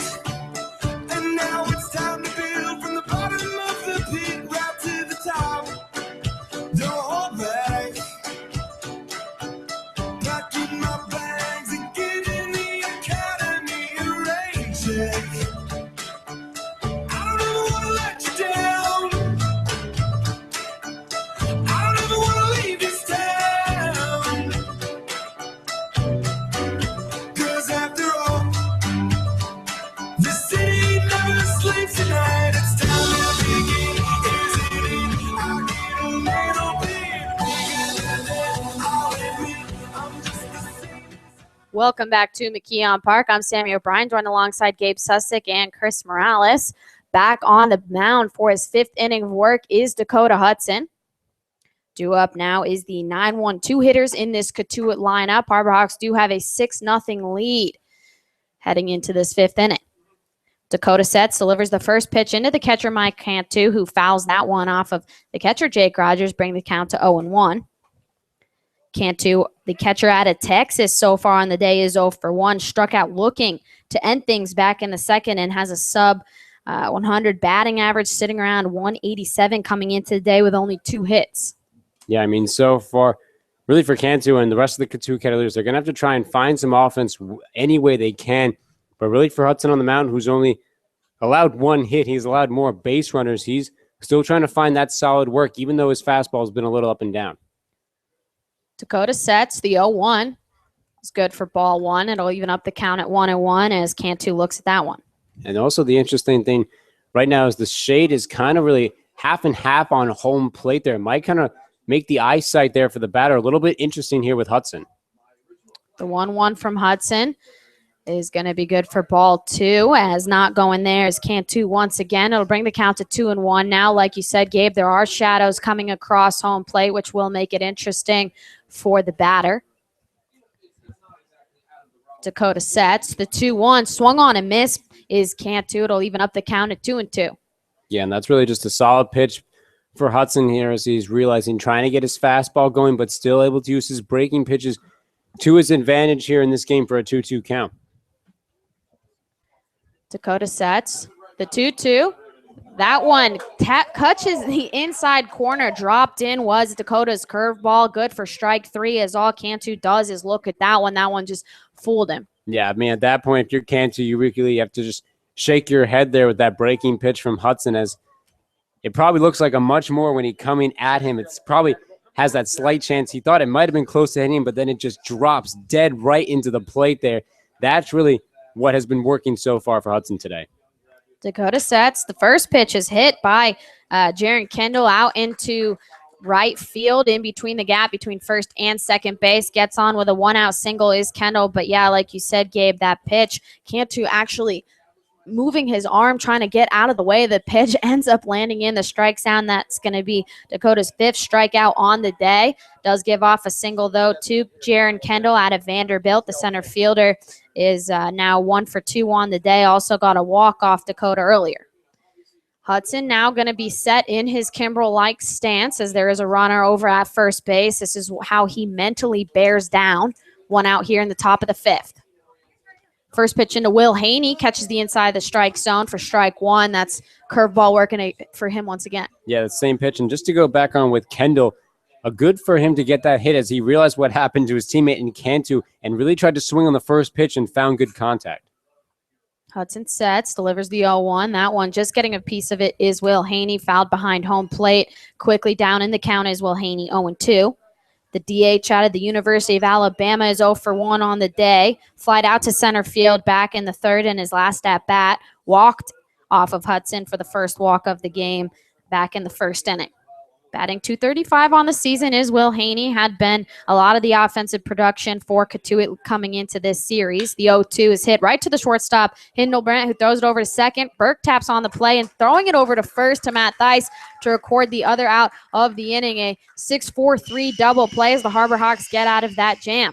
Yeah, I mean, that's just a great job, Sammy, by Hildebrandt to get over to Burke. And a nice job we mentioned before with Burke that can have some issues throwing-wise with his arm strength, but for Hildebrandt had to really corral that ball that was coming right at him, really tried to defend himself, quickly flipped it over to Burke, and Burke had enough time to get to Theis and get the next out. It'll be interesting to see for manager Gassman how long he lets Dakota go. Hudson, historically, for the Harbor Hawks, has only gone 5 or 6 innings each of his last outings, but with it being the playoffs, we'll see how long he lets him go. Don't know how far you want to go into the bullpen this early on.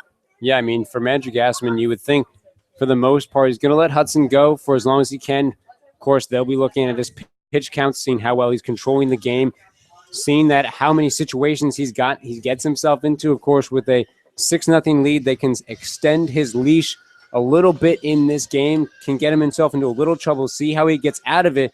But for manager Gassman, if he sees some kind of trouble here, he's not going to let Cotuit get that much momentum. And maybe for Hudson, that's what he's going to try and keep in his mind, that he has control of this game so far. He decides his fate of how long he stays out there. Offensively, Gabe, this Harbor Hawk team has plated runs in every inning besides just this last one in the 4th. Facing John Woodcock, the pitcher out of Virginia Tech, was supposedly Cotuit's best pitcher coming into the day, and the Harbor Hawk offense has just exploded on him. Yeah, and that's really the biggest issue now for Cotuit, as of course some of the situations were to errors as there was in that first inning, but when you talk about 2 home runs, one by Burke and one by No, we mentioned before, that's on you there if you're Woodcock, and that's something he has to clean up. First pitch into Matt Theis, a little bit of a check swing there. He did not end up going, and it's going to be good for ball 1. Here in the bottom of the 5th inning, Harbor Hawks do have a 6-0 lead over the Cotuit Kettleers in this first-round playoff game. The 1-0 from Woodcock, that pitch is up high. It'll bring the count 2-0 in Theis's favor. The first baseman out of the University of Virginia has gotten on base both times he's come up. He reached on an error back in the first, came around to score a run, and was also hit by a pitch. Next pitch delivered from Woodcock is good for strike 1. It'll bring the count to 2-1. And that's what you kind of like to see in Theis, and he knows as well that his batting average is low. Of course, he's played a lot of games so far this season, both with Virginia and with Team USA now coming up here. The 2-1 from Woodcock, that one fouled back by Theis behind home plate, brings the count even to 2-2. But you kind of see his mentality in this game especially. He's really sitting on the ball more, especially with Woodcock, waiting for his pitch to come. It came one time, although he got on base with an error, and he's just been waiting to try and get his time on base. He's gotten there twice. The 2-2 into Theis. That is a breaking pitch that gets in the strike zone. All Theis can do is look at that one. It'll be the first out of the inning, and Theis gets down with a strikeout. Yeah, Theis couldn't really do much but walk away there, as Mike Griffin was immediately calling that a strike, as it may have just caught into the glove there of Cantu and called that the final strike. It's the first strikeout of the game for John Woodcock, the 6-foot lefty out of Virginia Tech. Due up now is the left fielder Jake Knoll. Looks at the first pitch down low for ball 1. Last time Jake Knoll was up to the plate in the 3rd inning, hit a 2-run shot out into left field. Wasn't exactly a no-doubter, as the left fielder Stevens couldn't really see it that well. Next pitch from Woodcock is up high, brings the count to 2-0 in favor of Knoll. Yeah, and the one thing about Woodcock now is he realizes who he's dealing with, and Knoll, who's kind of a similar situation at Theis, has gotten on base twice. The 2-0 from Woodcock, that one low, brings the count 3-0. But, of course, with the home run now, you're seeing with Woodcock, he's really staying on that outer zone here for Knoll. Doesn't want to try and touch anywhere in the strike zone unless he has to.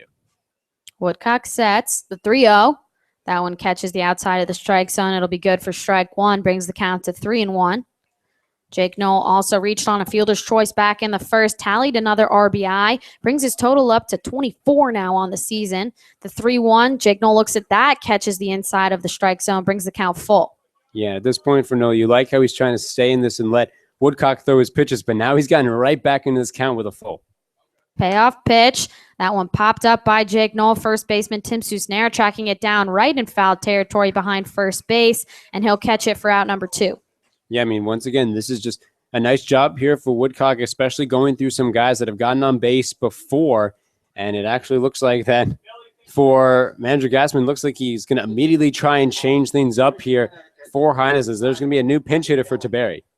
Bobby Melly, the first baseman, seems like he might be coming in as a DH, though. Out of UConn, is coming up to plate now for his first at-bat in this game.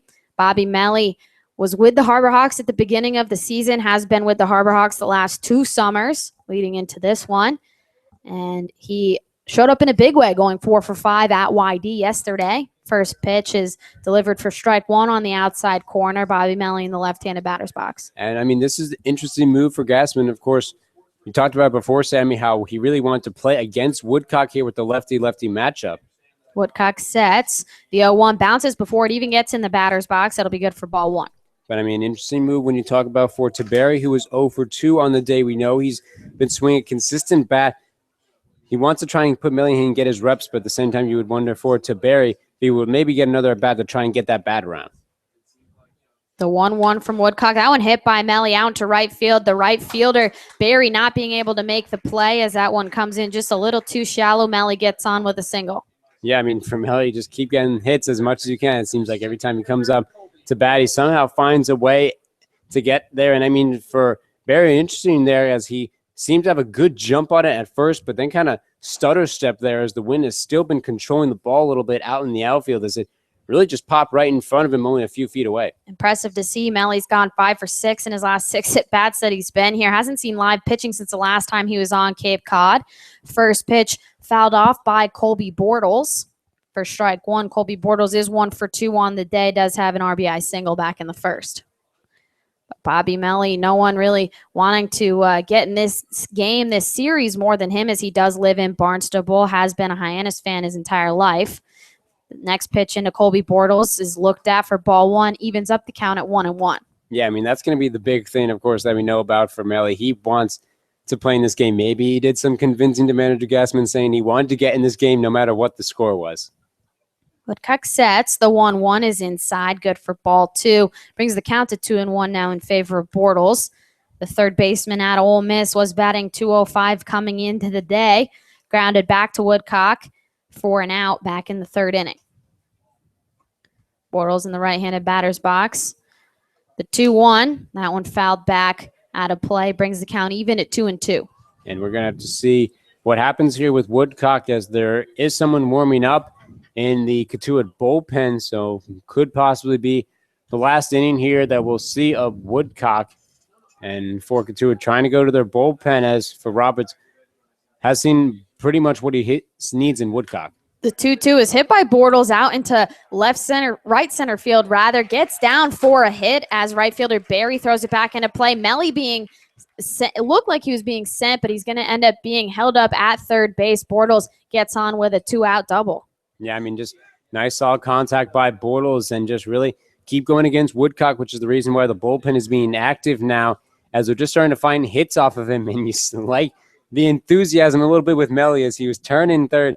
At first, Gassman was showing as he kind of smiles as he talks to Melly, but he was sending him home, did show stop, and you would think Melly kind of saw him, but he was kind of thinking about trying to make it a 7-0 game.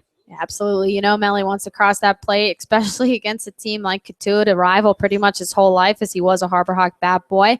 Mike Roberts is going to come out to have a talk with his starting pitcher, John Woodcock. Catcher is going to join him as well. Could be it for his day, as there has been an arm warming in this Cotuit pen for quite some time. Also could be a stalling technique, as it hasn't been that long that he's been in motion. No, I mean, for Roberts so far, this looks more like just trying to see if his guy's okay, because he really hasn't called in the infield as well to talk.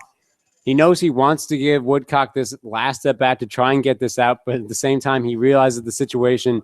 But I guess seems for manager Roberts, looks like he is going to make a call to the bullpen here, as we'll take a quick break here from McKeon Park. You're listening to Harbor Hawks Baseball on the Cape Cod Baseball League Network.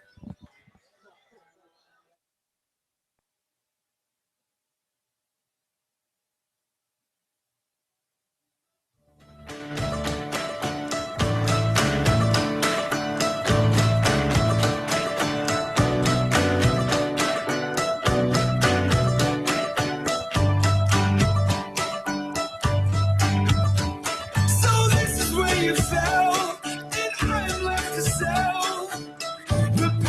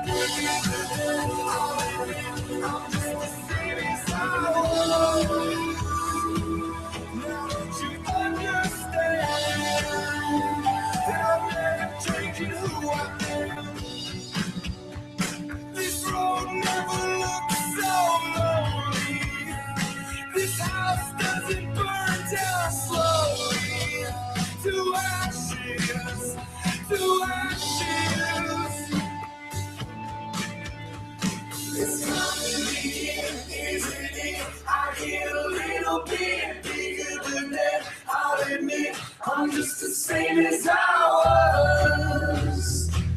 Now don't you understand that I'm never changing who I am? It's time. Welcome back into McKeon Park. I'm Sammy O'Brien, joined alongside Gabe Susick and Chris Morales. There was a pitching change just between this little break that we had. Number 27, Jack Anderson, the right-handed pitcher out of Penn State, on the bump, does have runners on second and third with Jake Rogers up. First pitch he sees is hit over the head of the second baseman. Rojas definitely going to score. Melly, Colby Bortles coming around to score, as well as Jake Rogers gets on with a 2 RBI single. Yeah, I mean, so far, great for Rogers there. He was going to see the first pitch he was going for there for Anderson. Saw the Woodcock came out of the game. That's really what his mentality was coming up there, and just gets above the glove there of Rojas, who made a huge jump. Before we can even say what Anderson's stats were, Jake Rogers blows this open with 2 more RBIs, brings the total 8-0. Harbor Hawks lead the Cotuit Kettleers. On the bump, Anderson out of Penn State on his Cape season so far has a 3.2 record, 3.64 ERA in the 19 games he's appeared in. 29 and 2/3 innings pitched, does have 29 hits allowed, now 30. The next pitch into Ryan Burke is looked at for ball 1. 14 runs, 12 of those earned, 11 walks, 29 strikeouts, all of that happening before this play that just happened. Also to mention, Jack Anderson on the bump does throw sidearm coming into this game. Rogers takes his lead over at first base, 2 outs here in the bottom of the 5th. The next one is lined by Ryan Burke right up the middle as he gets on with another 2-out single. And I mean, for Burke so far now, 3 for 3 on the day. He has definitely really put his stamp on. He may not be responsible for any of the RBIs, but he's definitely just for himself personally getting back into the swinging motion of things, which could be critical for Hyannis going further into these playoffs. Ryan Burke out of Texas A&M having himself a day, 3 for 3 with a home run. Finds himself over at first base now. Jake Rogers at second. First pitch into Tristan Hindlebrandt is called for strike 1. Reached on a fielder's choice his last time up and grounded out to the third baseman in the second inning. Batting .250 on the season in this 9-hole. Harbor Hawks have really blown things open here in the 5th inning, as all with 2 outs. The next pitch into Hindlebrandt. He swings at that one as it was going to be inside for a ball. Decides to swing at it. Now down in the count 0-2. And for Hildebrandt in this at bat, he just looked a little bit off balance with the new pitcher on the mound. He almost took a step back and then tried to attempt to swing at it with that sidewinder motion on the mound from the pitcher. It makes things a little bit harder for Hildebrandt to read in the batter's box. Anderson sets, delivers the 0-2, swung on by Hindlebrandt there as he's going to go down, leaves 2 runners on, but Harbor Hawks pick up 2 more runs here in the bottom of the 5th inning. We're going to take a break. Harbor Hawks lead the Cotuit Kettleers 8-0 in this first round of the divisional playoffs. We're going to take a break. You're listening to Harbor Hawk Baseball here on the Cape Cod Baseball League Network.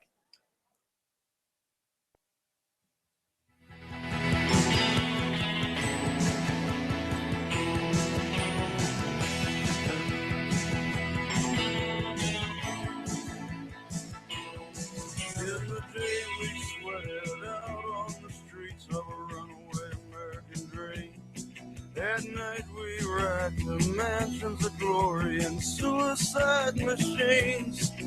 Sprung from cages on Highway 9, chrome wheel, fuel injected and stepping out over the line. Oh, maybe this town rips the bones from your back. It's a death trap. It's a suicide rap. We gotta get out while we're young.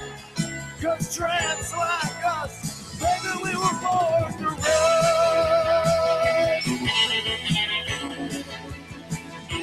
Yes, girl,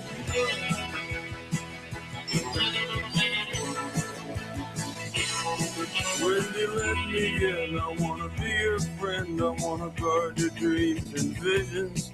Just wrap your legs around these velvet rims and strap your hands across my engines. Together we could break this trap. We'll run till we drop.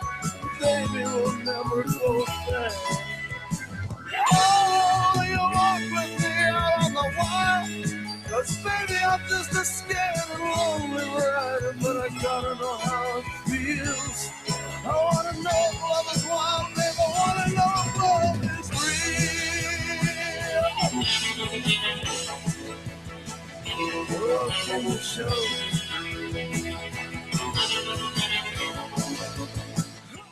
Welcome back to McKeon Park. I'm Sammy O'Brien, joined alongside Chris Morales and Gabe Sussick.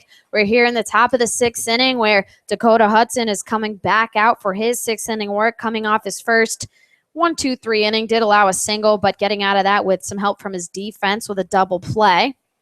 His offense has supported him as well as he carries an 8-0 lead in the 6th. The first pitch into Brandon Berry is good for ball 1. Berry on the day 0 for 2. 2 strikeouts swinging. Berry, the right fielder out of Cal State Northridge, is batting .219 on the season in this 3 spot of the lineup for Cotuit. Fouls the next pitch off, evens up the count at 1-1. Yeah, I mean, so far this can be big for Dakota. It's actually reminiscent of his first start, actually, which was against the Brewster Whitecaps long ago, early on in the season, where he got his first win. Was only a doubleheader game, so it went 7 innings, but it was still an 8-0 win for Hyannis in that game.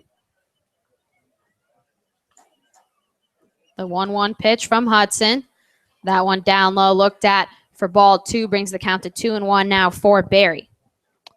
Harbor Hawk offense has been electric in this game, as just in this last bottom of the 5th inning, it erupted in a Jake Rogers 2 RBI single.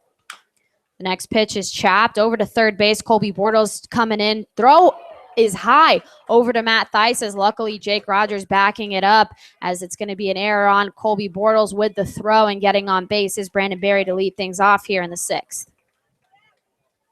So standing over on first base is Berry with a leadoff runner aboard. Dakota Hudson in his 6th inning of work is going to need to barrel down now, as the first baseman Tim Susnara out of Oregon is coming up to bat. The 4-hitter in this Cotuit lineup is 0 for 2 on the day.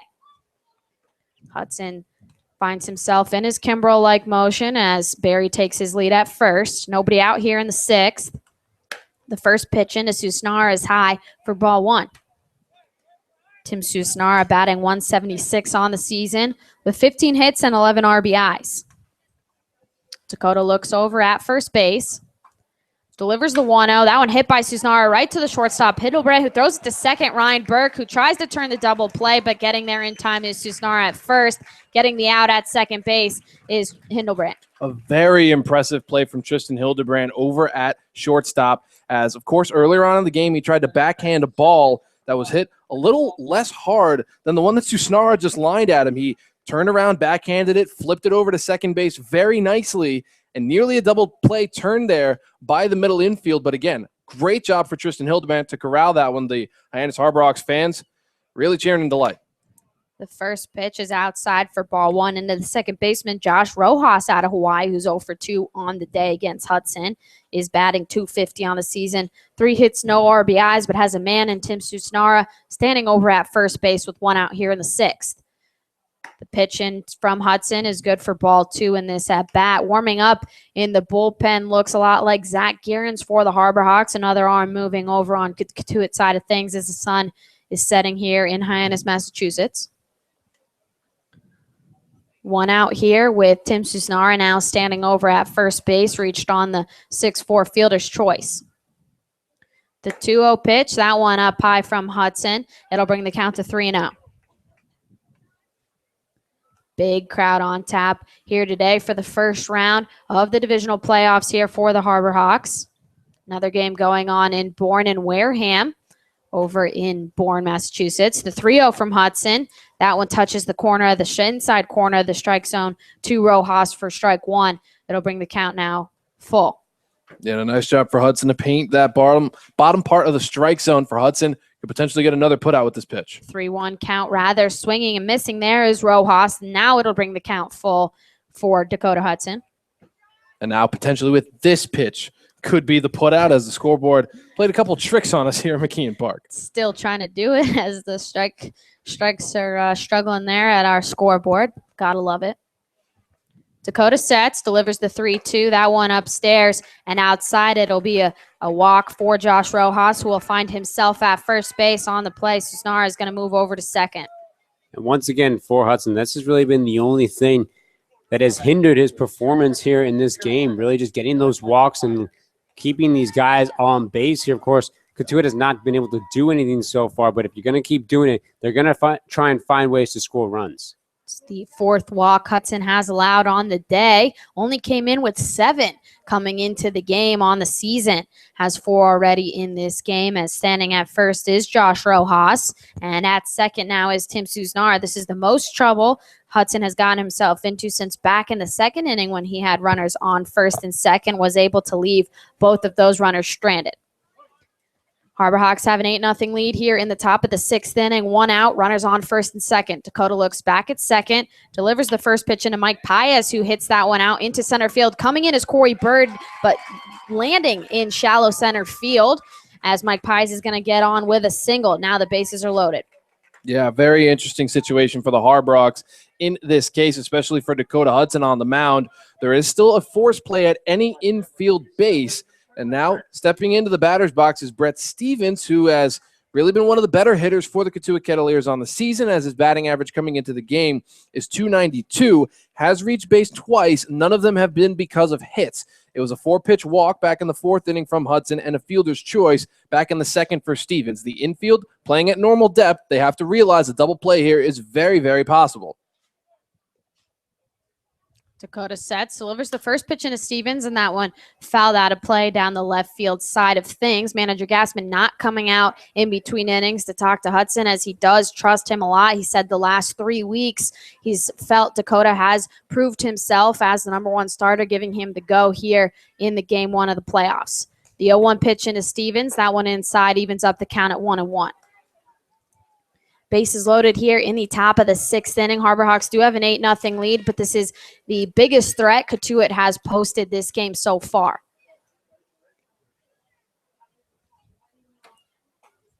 Dakota sets, delivers the 1-1. That one popped into the outfield as Corey Bird coming in. Ryan Burke also going out, but calling everyone off is Corey Bird. No one tagging on the play is the throw in from Bird, and that's going to be the 2nd out of this inning. I mean, that's smart there for Cotuit to try not get too aggressive here, as Roberts over there third base stops Susnar from even trying to go there, as it was a little bit too shallow there even for Corey Bird to try and make a play there to home plate. Going to try and hope now to keep it on your guys and try to find a way to score at least 1 run in this inning. Just trying to get out of this jam is Dakota Hudson. Does have the bases loaded with 2 outs now in the top of the 6th inning. Harbor Hawks still have an 8-0 lead as the third baseman out of Bradley University, Spencer Gay, steps into the right-handed batter's box. First pitch in from Hudson is a curve that gets in for strike 1. Yeah, and you can almost see the look on Dakota Hudson's face from this Hawks nest. He really wants to get himself out of this inning, as time's going to be called, as one of the ball boys seemed to be juggling a baseball, almost got into the field of play, rather. Tongue twister. Spencer Gay is 1 for 2 on the day, singled back in the 2nd, but struck out swinging in the 4th, his last at bat. The next pitch is lined up the middle, so that's going to score Tim Susnar. Mike Roberts holding last minute, the runner coming from 3rd, so the bases are still going to be loaded, but 1 run scores for Cotuit.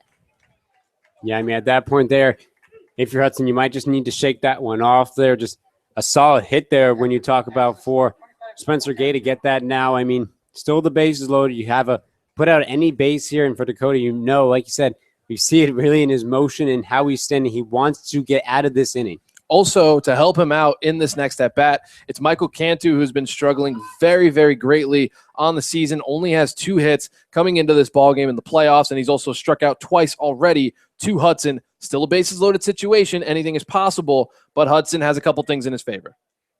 First pitch in from Hudson. That one's up high for ball 1. Cantu does have 2 strikeouts, both looking on the day, as he has looked at both of the strikeouts. Both breaking pitches, as the pitching coach Jason Stowers is going to come out now. That last pitch from Hudson, just a little high to his catcher Jake Rogers. In some trouble here. Stowers trying to calm things down.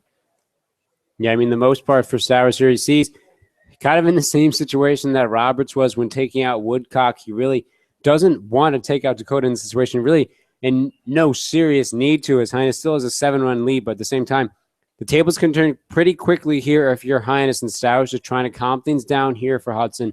You do have a guy warming up in the bullpen, but they would love to get out of this inning here for Hudson. Zach Kieran's out of St. Louis, still warming up here for the Harbor Hawks in the pen. Dakota Hudson's this one's left up to him, as he does have the bases loaded in the 6th inning. 2 outs as Cotuit is trying to muster some more runs. Harbor Hawks have an 8-1 lead now over the Kettleers. Hudson in his Kimbrel stance. Stepping into the batter's box is the catcher out of Texas, Mike Cantu, who's 0 for 2 on the day. The 1-0 pitch from Hudson. And that one's low for ball 2. 2-0 count now for Cantu.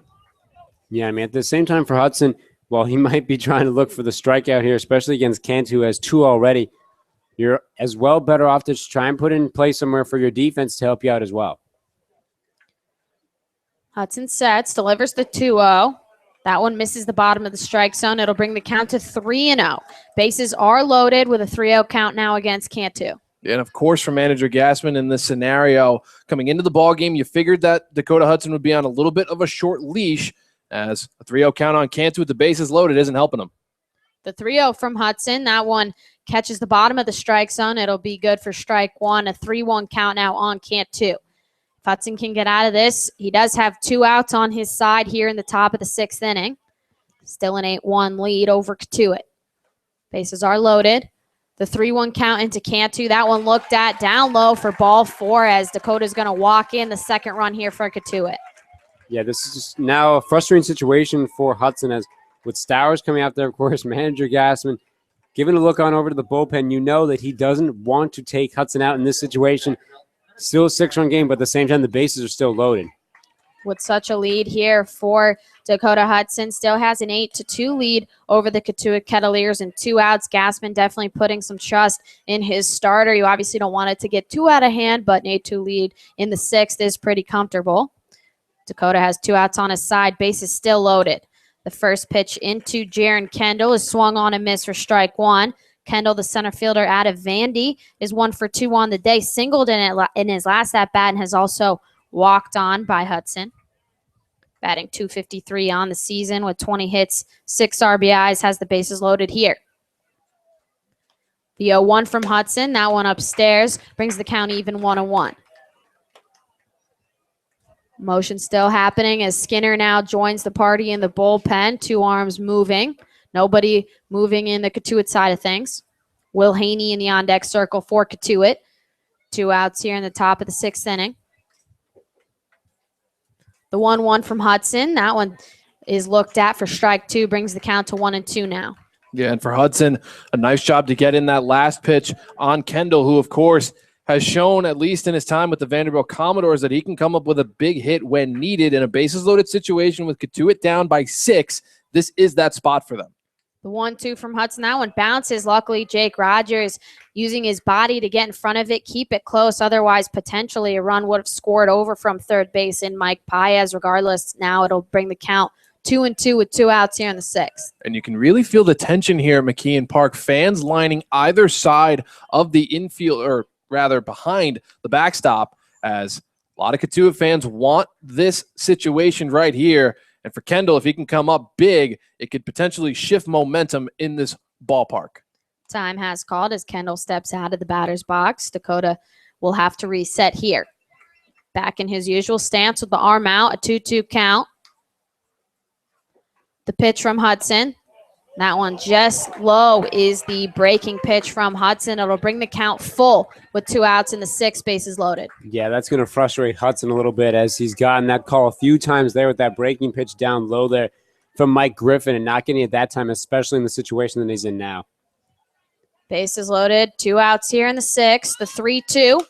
That one popped up by Kendall. In play is Theis, Hudson, and Rogers all reaching over. Making the play is Matt Theis, though, calling everybody off. That'll be the 3rd out of this inning, as getting out of a bases-loaded jam is Dakota Hudson. The first real trouble he's seen. Does allow 2 runs. Harbor Hawks still have an 8-2 lead over Cotuit. And that potentially was a very scary situation in foul territory. Of course, if the ball would have landed in the dirt, no harm, no foul. It would have been another pitch for Hudson, but for Hudson to range as far off of the mound as he did into foul territory, that's Matt Theis's ball any day of the week. Why Dakota Hudson went that far into foul territory, I'm not really too sure. Of course, the playoffs, a lot of adrenaline running through. The stakes are extremely high here in a bases-loaded situation like that, but for Hudson, you got to be a little smarter than that. You can't let the moment overtake what you're supposed to do as a pitcher. Stand back, let your defense do the work. No harm, no foul in this situation, but that potentially could have gone down as an error.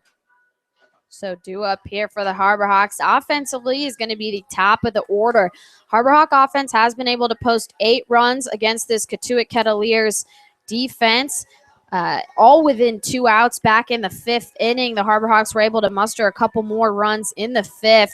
Only 1 scoreless inning so far back in the 4th, but this offense has been rolling the last couple of days. Yeah, I mean, for Hyannis so far, they're just going to try and keep going here at this point. As for manager Gassman, he's not going to really tell them to step on the brakes either, especially from what you saw with Hudson, as that might probably be the last time we've seen him as Gassman's going to go to the bullpen here. But really, we talk about for these Harbor Hawks, in a way you want them to keep scoring, but there's also something in the back of your mind that says maybe you wouldn't want them to score as much as in the back here. You're thinking to save some offense, as there is a game tomorrow at Lowell Park.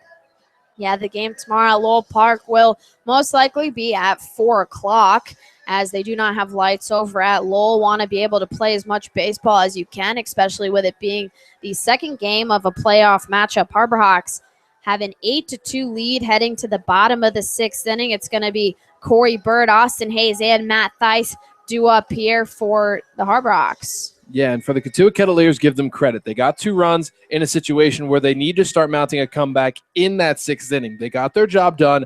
Now, on the opposite side of things, for the Hyannis Harbor Hawks, you got to get those runs back.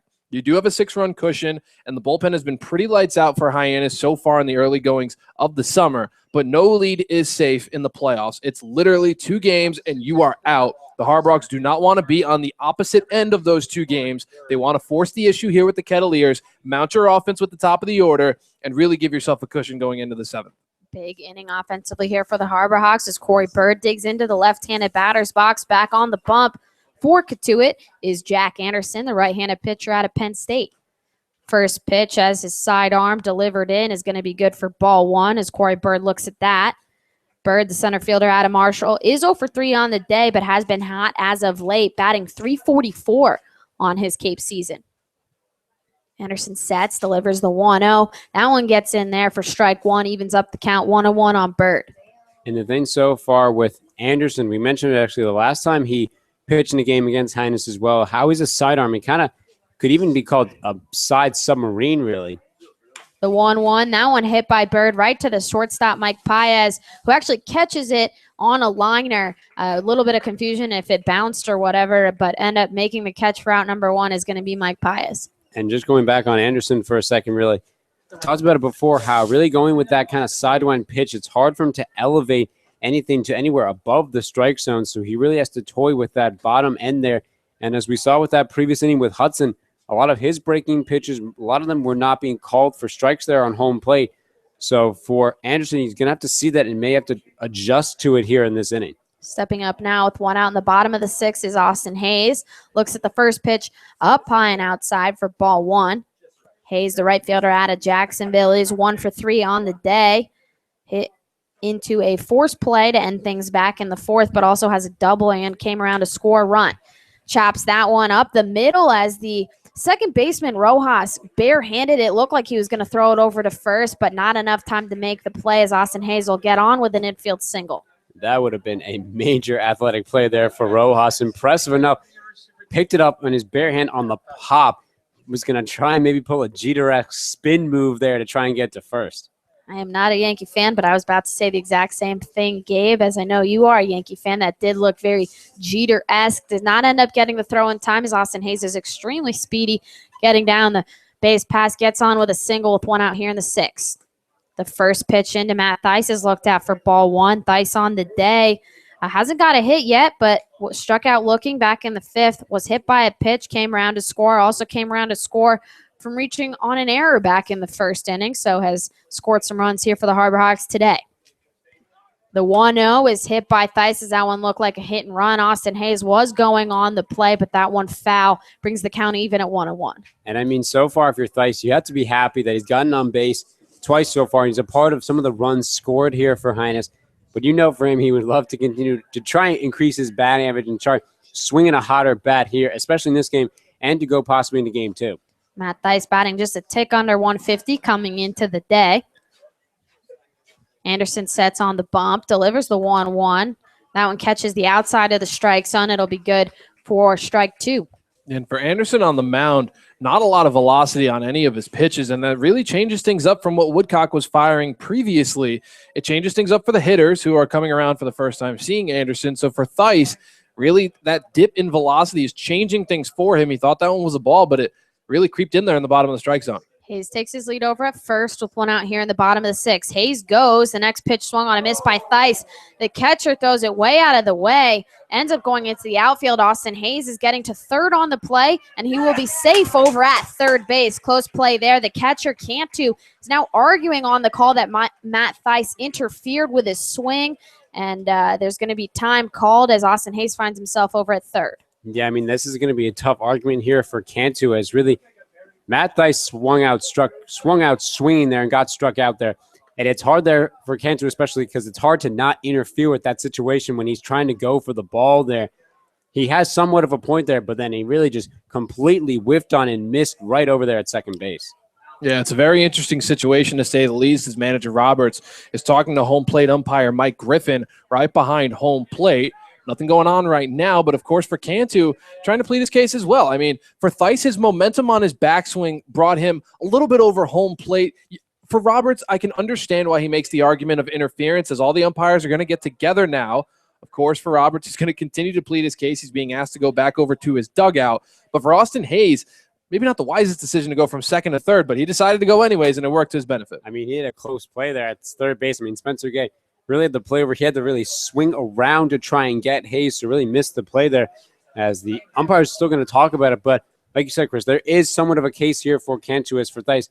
Like you said, put a lot of momentum in that swing there, and it could easily kill any momentum here for Hyannis, as they would have a guy 90 feet away from scoring. Cantu's even pleading his case over to Jake Knoll in the right-handed batter's box. I'm not really sure what that's going to do. But, hey, I mean, for the Cotuit Kettleers at this point, look at their scenario. They're down by 6 pretty late in this ball game, as they've been really struggling to mount some offense, and the umpires are really taking a lot of time, as they may or may not have come up with a decision. Looked like they were going to break apart, but they don't, and they're going to continue to discuss it. The throw by Cantu was quite out of the way, right between second and third base. Really not close at all. Looks like no call is going to be decided on the play, as Austin Hayes will be able to stay at third base. You hear some boos now coming from the Cotuit Kettleers fan here at McKeon Park. Quite the rivalry, as we've mentioned. These two teams share the Barnstable Village, Cotuit and Hyannis. Harbor Hawks have a runner standing just 90 feet away now with 2 outs here in the bottom of the 6th inning with Jake Knoll up to bat. The pitch in from Anderson catches the top of the strike zone. It'll be good for strike 1. Jake Knoll, the left fielder out of Florida Gulf Coast, has hit a 2-run home run back in the 3rd inning. Last time he was up, popped it up to the first baseman, Tim Susnara. An 0-2 count now on Knoll. The pitch from Anderson, check swing, did not go, says the first base umpire. It'll bring the count to 1-2 now. Yeah, and that was a nice pitch there by Anderson, trying to get Knoll swinging there. And for Cantu now, I was going to go out and talk to him. You know now, especially for Cantu, who did have a case in that interference play, he's going to try and call the right play so to try and get this final out. A 1-1 count now, rather, on Jake Knoll. Knoll on the season batting .326. Had 21 RBIs coming into the day, tallied 3 more on top of that just in this game. The pitch by Jake Knoll as a sliding shortstop, Mike Paez, tries to reach under it, but it gets under his glove. Scoring is Austin Hayes from third base. It'll bring the count 9-2 now. 4 RBIs on the day for Jake Knoll. Yeah, absolutely outstanding from him. For Paez, seemed like he might have had a play on that one, and his dive was just a little bit too late. Maybe if he timed that dive up a little bit sooner, could have had his glove out and potentially grabbed that. And now for the Kettleers with 2 outs here, things go from bad to worse as Bobby Melly, who as of right now in his last 6 at-bats has gotten 5 hits, kind of automatic in terms of his swing. He's in the left-handed batter's box with a man on. Bobby Melly singled and came around to score a run in his pinch hitting at-bat back in the 5th. Came in for Blake Taberry on the plate. Jake Knoll is going to steal a base, head over into scoring position for the Harbor Hawks. It'll be called strike 2 on Bobby Melly. Yeah, and that velocity from Anderson really works to his disadvantage in this scenario, as Jake Knoll, not the speediest guy on the Harbor Hawks, but with that pitch taking so long to come into home plate, Cantu didn't even have a chance at a throw down to second. Knoll was already 3/4 of the way there. Melly calls time, has something in his eyes. He has an 0-1 count on him. Jake Knoll finding himself in scoring position at second base, all with 2 outs here in the bottom of the 6th inning. Harbor Hawks with the 9-2 lead. The 0-1 pitch catches the outside of the strike zone, brings the count to 0-2 now in favor of the pitcher, Jack Anderson. Bobby Melly is 5 for 6 in the 6 at-bats he's had since his second return this summer.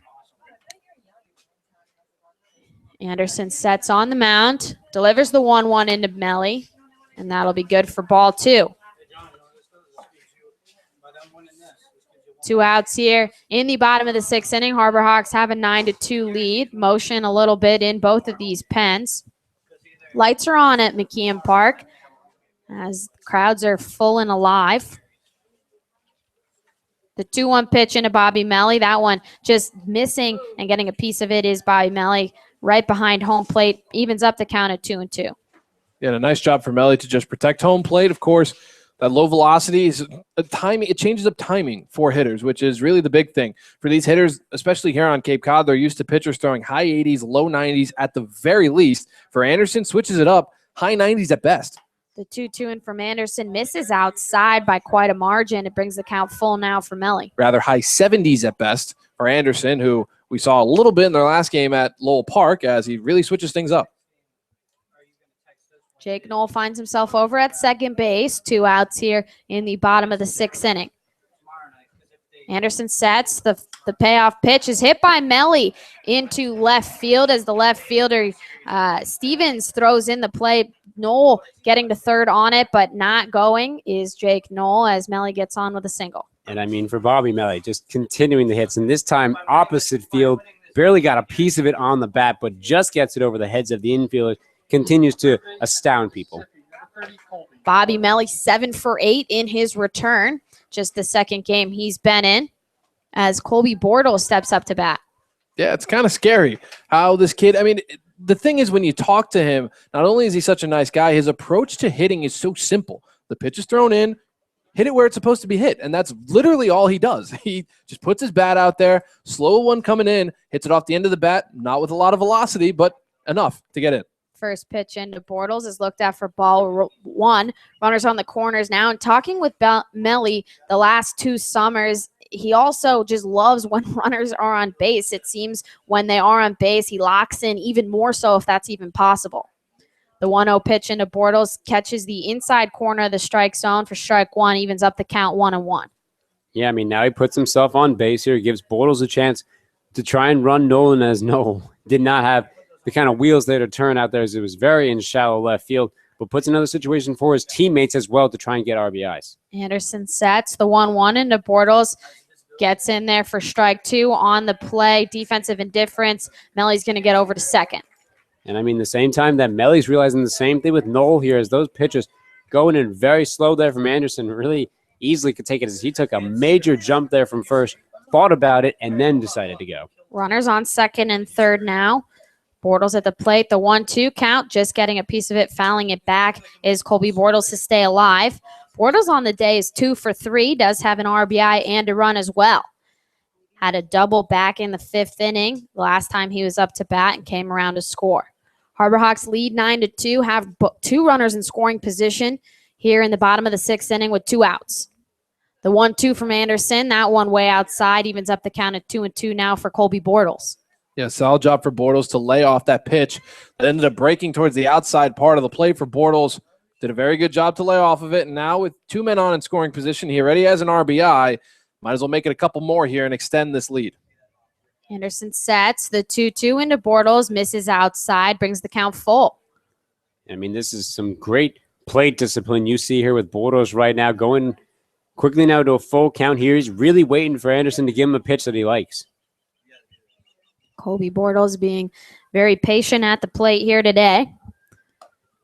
The 3-2 count is swung on a miss by Bortles as he's clearly upset with himself. Misses that one just off the outside, leaves a couple runners stranded, but the Harbor Hawks have a 9-2 lead. Going to head to the top of the 7th. You're listening to Harbor Hawk Baseball on the Cape Cod Baseball League Network.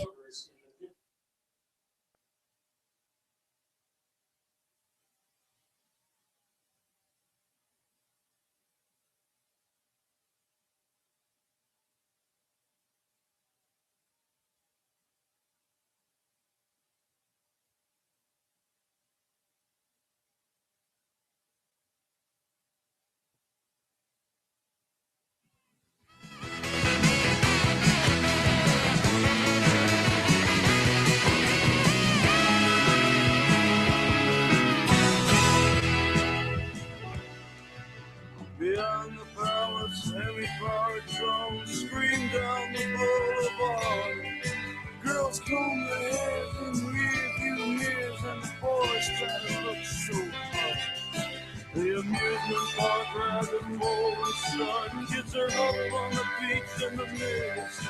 I wanna die with your Wendy on the street tonight and an everlasting kiss.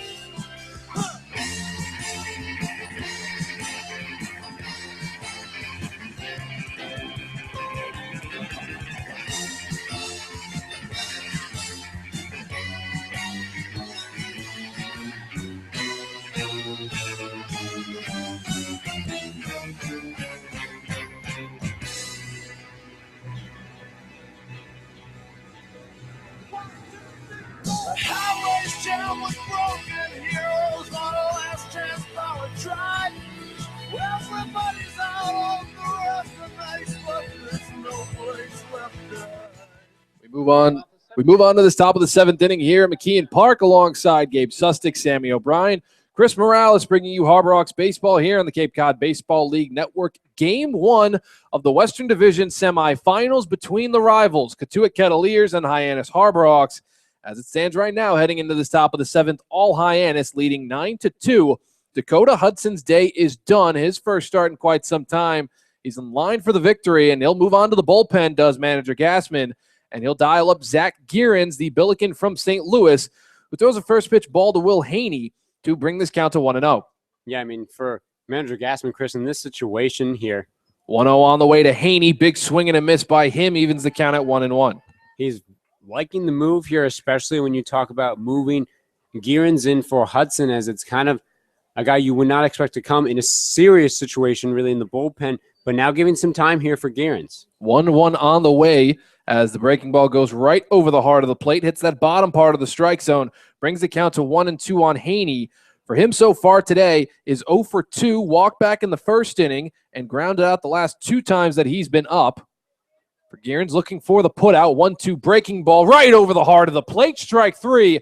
Gearens has himself a strikeout, begins this top of the 7th with an out. And meanwhile, for Gearens, able to prove himself here a little bit, as now trying to get in a situation where he can be put in that rotation there to try and be a man up there in the bullpen as he gets that first strikeout, looking especially to Will Haney, who's been on a hot streak. And of course, as what you mentioned, Gabe, Zach Gearens, at least in our opinion, would not be the number 1 option coming out of the bullpen for manager Gassman, as the first pitch dialed in there to Brandon Berry upstairs for ball 1. But of course, with this 7-run lead in game number 1, why waste your better arms when you can utilize them later on in the series? 1-0 on the way from Gearens. Fastball downstairs brings the count to 2-0. It's an interesting move here for manager Gassman, but it makes sense. Yeah, I mean, especially in a situation where Gearens has also started at school as well at St. Louis, and hopefully for manager Gassman. 2-0, big swing and a miss by Berry downstairs, brings the count to 2-1. He's hoping that that kind of starting power that Gearens has at St. Louis can take him and finish him through the rest of this game, so he only has to go to the bullpen 1 time. For Gearens coming in relief, his first time in only a couple days, also came in relief just a couple nights ago. 2-1 downstairs, brings the count quickly to 3-1. As for Gearens, struggles with his location just a little bit. But of course, here with this part of the lineup, back in the 6th inning, this is where things were started off as Brandon Berry reached on an error. 3-1 on the way. Check swing as it catches the back of his bat on the swing, brings the count full to 3-2.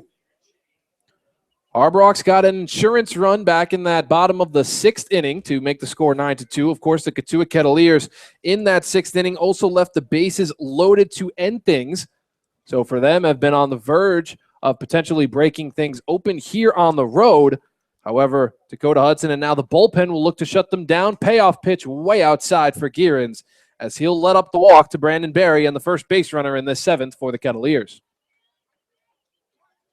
Of course, for Gearens, was a little erratic in his last relief appearance just a couple of nights ago. He'll have to deal with Tim Susnara now, who in his own right does not have a hit so far today, but he did come around to score back in that 6th inning, a 2-run inning for Cotuit. Of course, for Gearens, you got yourself your first out in the 7th inning, but you don't want to allow the momentum to start to switch over to the Kettleer side. And of course, for manager Gassman, he also sees that offensively, as they're going to call time there on home plate, he sees offensively that his team is still in this game. His team is still able to churn out a few runs here and keep Cotuit, keep pushing them on their heels a little bit. First pitch in here to Susnara, fastball right over the heart of the plate for strike one. And to put Gearens gives him a little more assistance here, knowing that his team is still going at it with the runs, so lets him utilize more of his pitches in other situations. Gearens works from the stretch, an off-speed pitch downstairs, evens the count at 1-1. As we will give the numbers here for Zach Gearens, as we mentioned, the 6'4 righty out of St. Louis, has an 0-2 record and a 6.14 ERA. Appeared in 10 games, has actually started in 1 game. 1-1 on the way, swung on by Susnar, hit to the right side. Diving there is Matt Theis, and tracking his way over to first base in time is the pitcher Zach Gearens. A solid defensive play by the Cavalier from Virginia in Theis for out number 2. And before we go with the rest of the stats here for Gearens, a phenomenal play once again from Matt Theis. Usually a catcher at Virginia, but we've seen him many times now really come through defensively first base with a lot of those kind of diving plays. Of course, with the ground out by Susnar, Brandon Berry will find his way over at second base. There is an arm warming up in the Cotuit side of things, as the first pitch downstairs to Josh Rojas will be taken for ball number 1.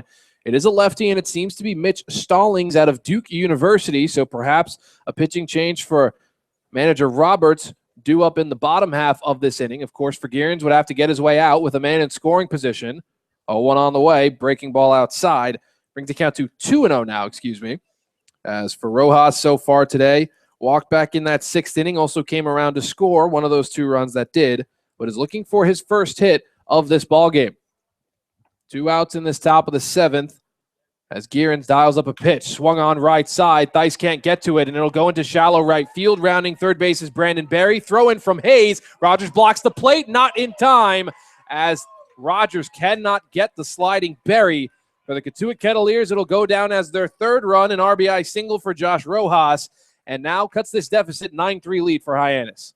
And that's just tough there, Chris, when you talk about for Hayes. We know how much of a throwing power he has out there in right field, and really just barely misses the play there for Rogers to get Brandon Berry out there, and really close bang-bang play there. Rogers really just disappointed himself. Yeah, for Rogers, not really sure how much time he had to apply that tag. However, it was the closest play at home plate we've seen so far tonight. And the offensive carousel continues for Cotuit as they never say die with their home crowd behind them. A pickoff move from Gearens to first, not in time, as Rojas back safely. And with a man on here in the 7th, Mike Paez will be in the right-handed batter's box. The shortstop from Coastal Carolina takes the first pitch, breaking ball downstairs for ball 1. As we'll actually finish up the stats for Gearens in 14 2/3 innings pitch, has 22 hits, 10 earned runs, 9 walks, and 11 strikeouts before entering this game. For Gearens has struggled a little bit in his last couple of relief appearances as the 1-0 goes outside to Paez, quickly brings the count to 2-0. No help coming here for Gearens as he does now have a 6-run lead. It was a 7-run lead just a couple moments ago, but manager Gassman not making any motions towards his bullpen down the third base side. Gearens with a 2-0 count to Paez, fires a fastball, swung on, hit into the glove of Ryan Burke at second base, flips on to first. For out number 3 in this 7th inning. 1 run crosses for the Cotuit Kettleers on an RBI single from Josh Rojas.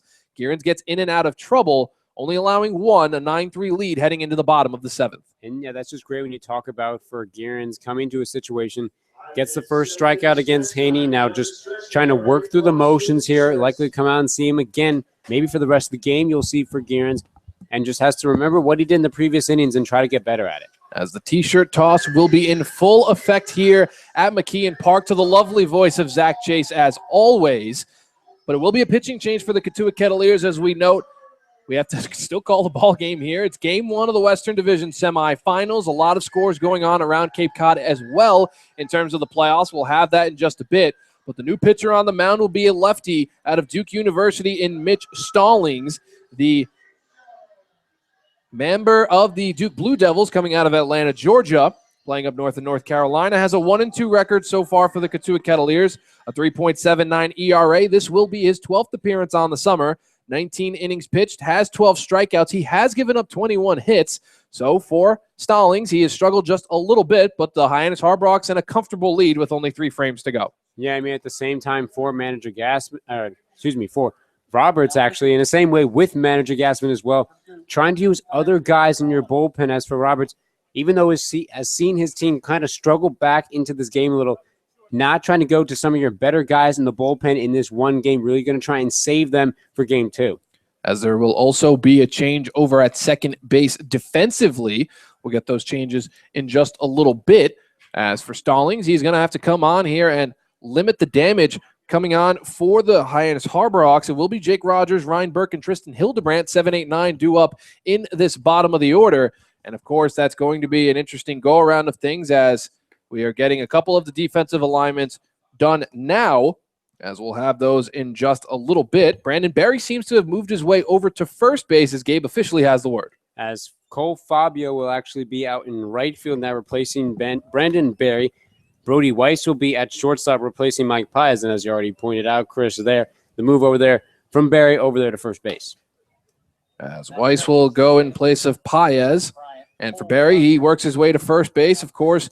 And coming in to enter will be Cole Fabio, the former Harbor Hawk, who made his debut for Hyannis later on in the season last summer in 2014. Also part of the playoff push as the Harbor Hawks did not get a victory against the Falmouth Commodores in their 2014 campaign. They were 2 games and out.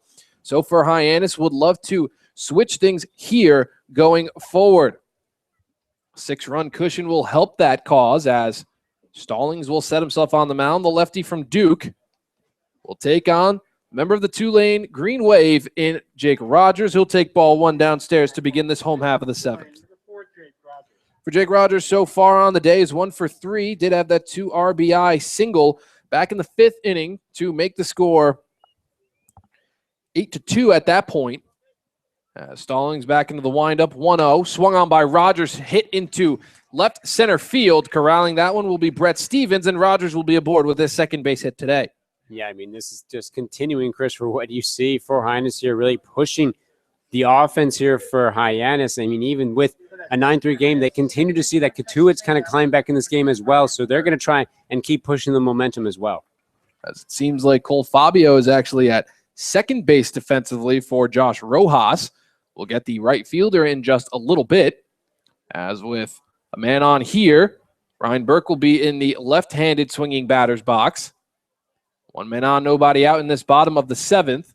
For Stallings, from the windup, goes in and fires a ball outside to Burke, brings the count to 1-0 on him. Of course, for Cotuit, they've always been known for their defensive changes later on in ball games. You haven't really seen the shift too much from manager Mike Roberts as he did back earlier on in the game, of course, with a 6-run lead. Perhaps wants to cut around with those things as the fastball downstairs goes for ball number 2 on Ryan Burke. And I mean, at this point, for Roberts has seen that shift really hasn't worked well, especially with Hyannis.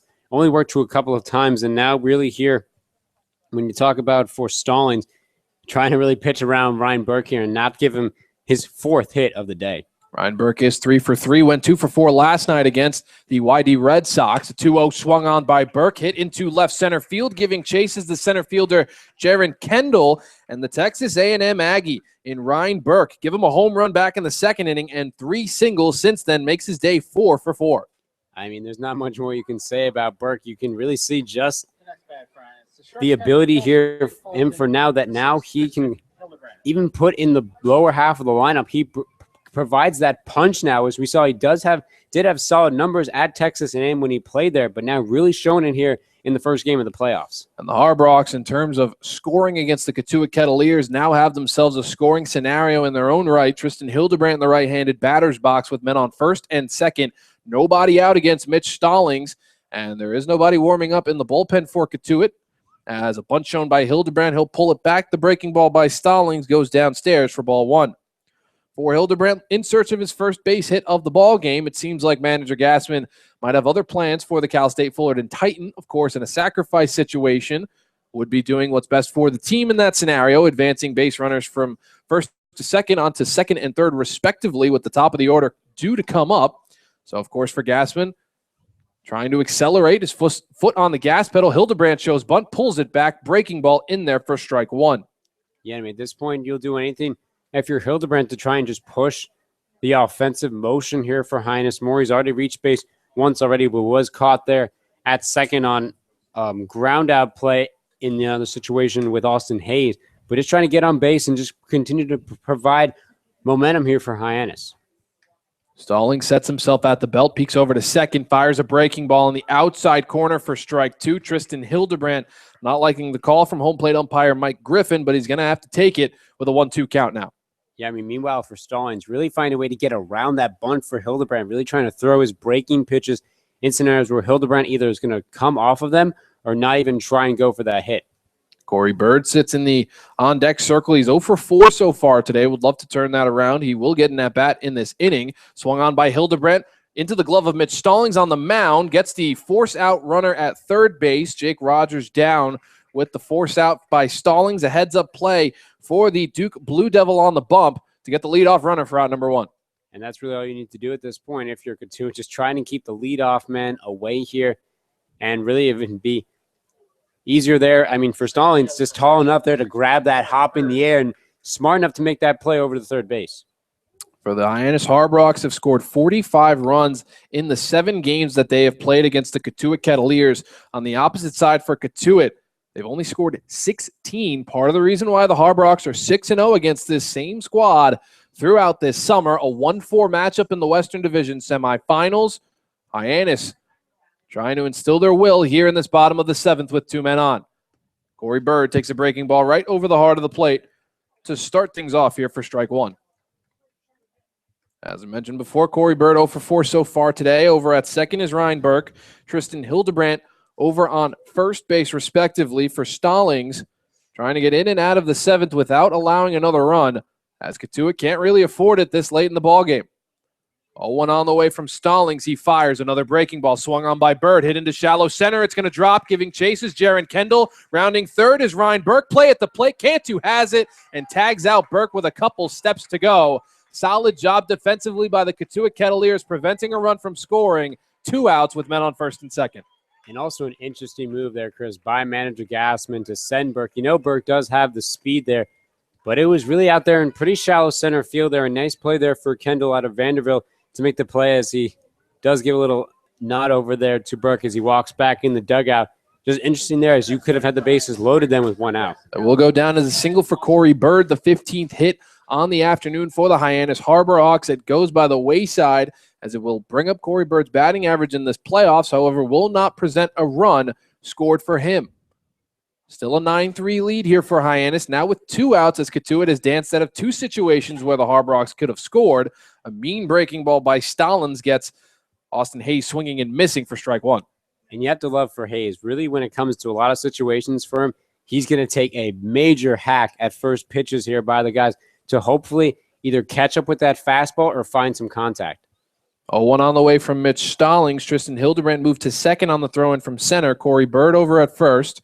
Lots of speed here for the Harborox. Up by 6 as the breaking ball goes downstairs for ball number 1 to even the count on Hayes. For Austin is 2 for 4 so far today. Both times he's gotten on base, he's come around to score. In the first inning, it was due to one of 3 errors defensively by the Cotuit Kettleers. And, of course, in 5 of the 6 games coming into this one that the Harborox have played, they have had at least 10 or more hits. Count it 6 for 7 after tonight's ball game as well, with 15 hits already on the board. 1-1 on the way with 2 outs. Breaking ball, another big swing and a miss by Hayes. Solid pitch there from Stallings, as he's thrown it for strikes multiple times this inning. Brings the count to 1-2. Yeah, I mean, right now he's just trying to fool Hayes at this point. Not trying to give him a fastball, as he realized for Hayes, he's really swinging for the fences if any kind of fastball comes his way. Hayes sits on in the right-handed batter's box, has the advantage on the lefty, and Mitch Stallings on the mound. 1-2 on the way for him. Cotuit Kettleers trying to get out of the inning. 1-2 breaking ball swung on left side. Susnara bobbles it a little bit, comes up firing, and has Hayes out at first base. Solid job by the Oregon Ducks, switching things up at third base defensively. And that'll go out as out number 3. The Harborox leave 2 men stranded in this bottom of the 7th. We head to the top of the 8th with Hyannis leading 9-3 in the Western Division semifinals. Game number 1 against the Cotuit Kettleers. We'll take a quick break. You're listening to Harborox Baseball here on the Cape Cod Baseball League Network.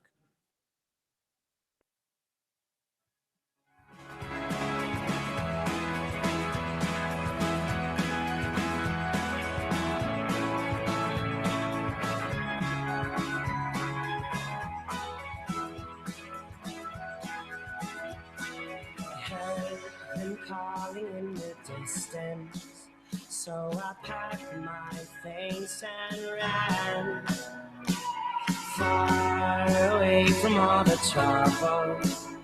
I cast with my two hands. Alone we traveled on with nothing but a shadow.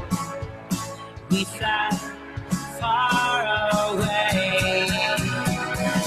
Hold your horses now. Until the sun goes down. Through the woods we ride. To the mountain sound. Hold your horses now. Until the sun goes down. Through the woods we ride. Some hit skies and some hit scratches. It made me wonder about their past. And as I looked around, I began to notice that we were nothing like the rest.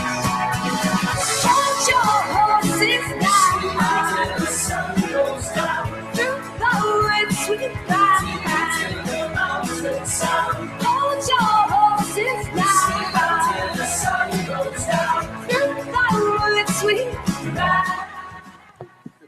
We move on now with this top of the 8th inning here at McKeon Park. Game 1 of the Western Division semifinals between the first place Hyannis Harborhawks and the 4-seeded Cotuit Kettleers alongside Sammy O'Brien, Gabe Sustick, Chris Morales giving you Harborhawks baseball on the Cape Cod Baseball League Network. Brett Stevens will be removed from this starting 9 for the Cotuit Kettleers, and incoming for him in the right-handed batter's box is Nkosi Jehudames, as he'll come in a pinch hit situation, takes a breaking ball in for strike 1 on the inner half. For Nkosi, plays at Southern University, as he hasn't had that many appearances, rather, for the Cotuit Kettleers. Has only played in 5 games, as Gearens dials up another breaking ball inside, but for ball number 1. Yeah, I mean, at this point, for Manager Roberts, getting up my manager mixed up many times in this game. For Roberts, just trying to find some different offense and really show a pretty fresh new face here in this Cotuit lineup to these Harborhawks. As Nkosi awaits, Gearens fires the 1-1, swung on by Nkosi into the glove of Bortles, gathers himself at third base and fires to first base in time for out number 1 in this 8th. Solid job defensively by the Ole Miss Rebel. Manning the hot corner defensively, as there are a couple defensive changes. Jake Knoll will be removed from left field in favor of Ben DeLuzio, so a nice defensive change by manager Gassman out in left. And Jake Rogers will actually be done playing catcher today defensively, as Arden Paps comes on to relieve him. As Gearens fires in the first pitch to the next batter, that's going to be Spencer Gay in the right-handed batter's box. He takes a breaking ball for ball 1 outside. 1 out in this top of the 8th inning. Harborhawks clinging to a 6-run lead, comfortably ahead over the Cotuit Kettleers, as a big swing and a miss on the next breaking ball by Gay evens the count at 1-1. Nightfall upon us here at McKeon Park, as the skies turned from about a dark blue to a black shade in just a couple of minutes here, as this game started off at 6 p.m. It's now 8:20 here from McKeon, as the breaking ball in on the inner half of the plate to Gay brings the count to 1-2. And also just nice job here from Gearens, as we mentioned before, coming into this next inning, really learning from the mistakes that he made when coming in for his first relief. 1-2 on the way from Gearens with an out, swung on there by Gay out into shallow center field, giving chase is Corey Bird. He'll park underneath it for out number 2. Quick work here by Gearens as he retired his last 3. And that's the best you want to do here for Gearens. Just make sure that Cotuit can't push anymore. And at this point, for manager Gassman, after putting in some substitutions, get some new guys up to bat maybe, and maybe kind of slow things down for Hyannis. They have a 6-run lead. At this point, if Cotuit's not going to try and score many more runs, you don't need to continue to put the pressure. Michael Cantu in the right-handed batter's box, and his last at-bat was an interesting one, as he picked up an RBI as he swings at the first pitch he sees for strike number 1. That was a walk situation for Dakota Hudson as he walked in a run. 2 runs that scored back in that 6th inning. Cotuit has played an extra run since then, making the score 9-3, still in favor of Hyannis as the fastball goes down and in for ball number 1. Of course, for Cantu, still struggling offensively, only has 2 hits coming into this ball game, still in search of his 3rd. Nobody on here with 2 outs. Gearens the 1-1 breaking ball swung on by Cantu, hit deep into the McKeon Park sky into left center field, giving chase is Bird, bounces off of the wall. Corralling it will be Ben DeLuzio, and firing it in for Cantu. He'll have himself a base hit, a double here in this 8th. I mean, that's just great hitting there for Cantu when you talk about a high sky ball there that really went out to where no one in the defense was. Not even the speed of Bird or Deluzio could get there to the wall in time. And for Gearens, now you just got to work a little bit harder now and try and get out of this inning. Gearens has allowed a base runner in every inning he has pitched so far. This is his second inning of relief, towing the rubber for the Harbor Hawks, as there is an arm warming up in the bullpen. Some light tossing from Mark Skinner, as he's not giving 100% with a catcher down there, as Gearens fires in a fastball downstairs for ball number 1. Jaron Kendall is the batter in the left-handed batter's box. So far for Kendall, he is 1 for 3, also walked in the third inning, sprinkle in a stolen base as well. Kendall has been left stranded once in this ball game already, and with 2 outs in the 8th, would love to score Cantu in from second base. Gearens works from the stretch one more time as he takes a peek at second base and fires the 1-0. Breaking ball downstairs to Kendall quickly brings the count to 2-0. The Ospreys in full effect here at McKeon Park as well, as one goes just into our line of sight as it soars off into the distance out in left center field. Of course, always a good omen when the Harbor Hawks and the Ospreys come into McKeon, as swung on by Kendall. One hopper into the glove of second baseman Ryan Burke, a flip to first base, and he ends the inning for the second straight time, does Ryan Burke. Zach Gearens gets out of a jam in the top of the 8th, leaving a man in scoring position for the Kettleers, holding on to a 9-3 lead going into the bottom of the 8th. And once again, just solid there for Gearens. Maybe we'll see him in the final inning there to try and just close things out. Would do a lot for his confidence as well. And we'll see what Hyannis can do offensively, but we're going to take a quick look around the Cape for the playoff games happening. One game that has gone final, a 3-2 win for the YD Red Sox over the Brewster Whitecaps. As we mentioned, YD coming in as the third place team. It's the 2-3 matchup in the East Division, and YD getting the best of Brewster there on the road. Top of the 8th at Doran Park, a 6-1 lead for the Bourne Braves over the Wareham Gatemen. And then top of the 5th inning at Eldridge Park, a 2-1 lead for the Orleans Firebirds over the Chatham Anglers. It is an interesting go-around of things all around Cape Cod as things stand right now. The YD Red Sox trying to go into back-to-back titles potentially, as they were the Cape League champions just a summer ago, have taken a 1-0 lead against the Brewster Whitecaps. That game was on the road. So game 2 tomorrow will be at Red Wilson Field, and the YD Red Sox have a chance to clinch their first-round matchup. And, of course, from around the league, the Orleans Firebirds, no surprise, as they're leading over the Chatham Anglers in a 1-4 matchup. But the big one, the Bourne Braves, a 6-1 lead over Wareham, as that one's going to be interesting either way, however that scenario plays out, both at Doran Park and at Spillane Field. Yeah, I mean, the only thing you can talk about, which is unfortunate for the Gatemen, is they had to use Ian Hamilton, who was arguably their best pitcher in that pitching staff. The starting pitcher used him the other day to get into the playoffs, really, or to get that third-place spot to play the Bourne Braves after beating the Cotuit Kettleers, because they weren't sure who was going to get in, so they wanted to try and make sure that with a win they would get in. So now it puts Wareham in an interesting spot. If the game stays like it is now, they will have a home game at Spillane Field, although it's not much of a drive for Bourne Braves and their fans, at least not as far as some of the other teams on Cape. And apparently last night over at Spillane Field, in what was a clinching game for the Wareham Gatemen, not a lot of fans showing up at Spillane Field. Of course, probably got a lot of the excitement out of the All-Star game a couple weeks ago. So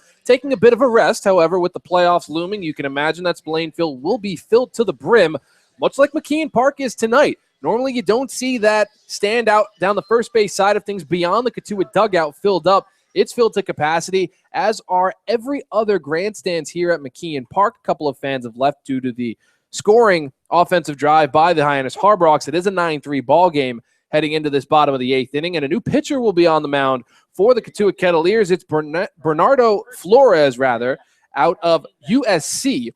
Doesn't have the best numbers in terms of ERA and whatnot throughout the season. In 14 innings pitched, he's only struck out 10. But for Flores, this is a pitcher that the Harbor Hawks have seen recently. Matt Thice will start things off against Flores as the left-handed pitcher goes into the windup. Fastball outside brings the count to 1-0 on Thice. And at this point, Chris, it's a tough situation when you talk about floor manager Roberts, and he doesn't want to try and use all of his bullpen in this game. 1-0 on the way for Flores. Fires in a fastball swung on by Thice into center field. Jaron Kendall, the center fielder, will corral it for out number 1. As of right now, with Bernardo coming in, that'll be the third relief pitcher in this game. With a 9-3 lead for Hyannis, you know that Roberts is probably saving some of his better relief guys for tomorrow. But when you talk about how Woodcock, who was arguably their best starting pitcher, really got hit around a little bit. Now you have to go to a few of your bullpen guys. It poses an interesting situation for Roberts come the game tomorrow. It definitely will be an interesting situation as the Harbor Hawks are well on their way to a Game 1 victory in a 3-game series against the Cotuit Kettleers. Ben DeLuzio batting on here for Jake Knoll in this normal spot as the righty from Florida State drives a single past the diving glove of Brody Weiss at shortstop, and DeLuzio with one swing of the bat has his first base hit of the ballgame. And I mean, at this point, like for manager Gassman, putting guys defensively as well, but at the same time, for DeLuzio, who's kind of been up and down so far this season, getting hits as well, trying to get everyone in situations where they can get some hits and find some of their momentum as well.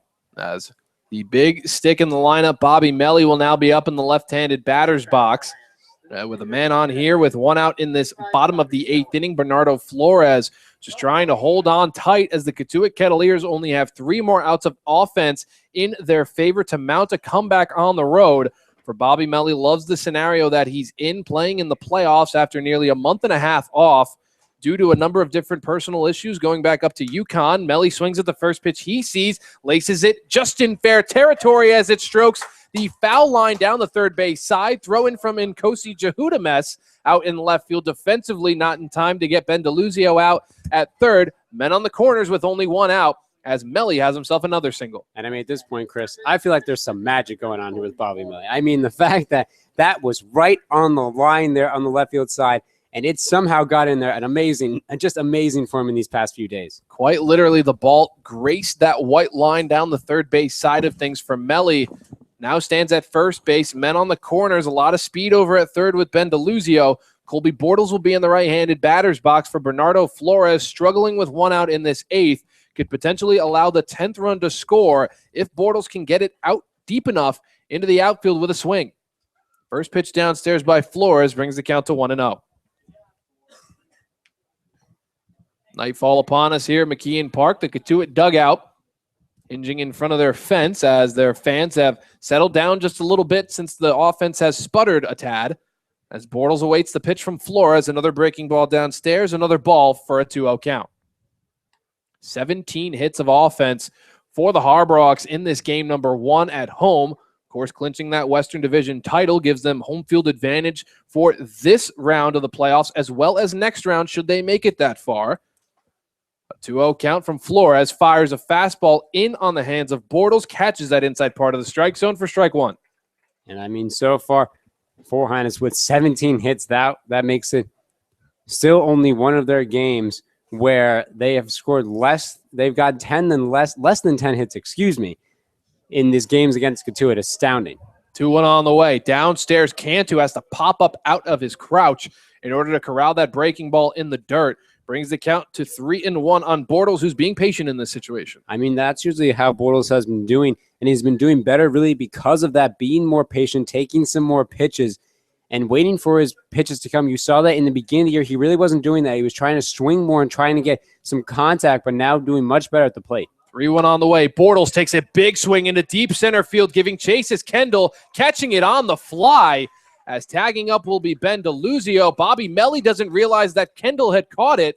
Goes over to first base, and that will go down as a double play for the Cotuit Kettleers. Solid play defensively by Jaron Kendall out in center field as they double up the Harbor Hawks. Manager Gassman has a word with the home plate umpire Mike Griffin to wonder if that run did score. We'll have that coming up after this quick break. We're going into the top of the 9th inning. Last licks for the Cotuit Kettleers. Game 1 on the line, on the road for Cotuit. You're listening to Harbor Hawks baseball here on the Cape Cod Baseball League Network.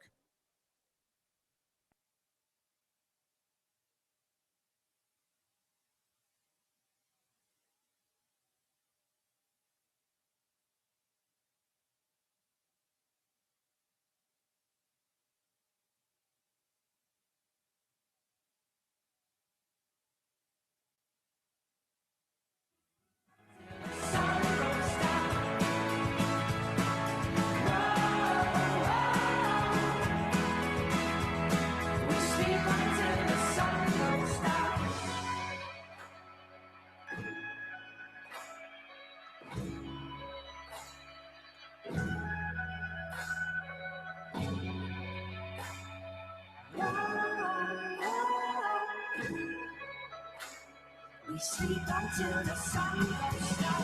Hold your horses now. Through the woods we ride. Hold your horses now. Through the woods we ride. Hold your horses now. Through the woods we ride. Hold your horses now. Through the woods we ride.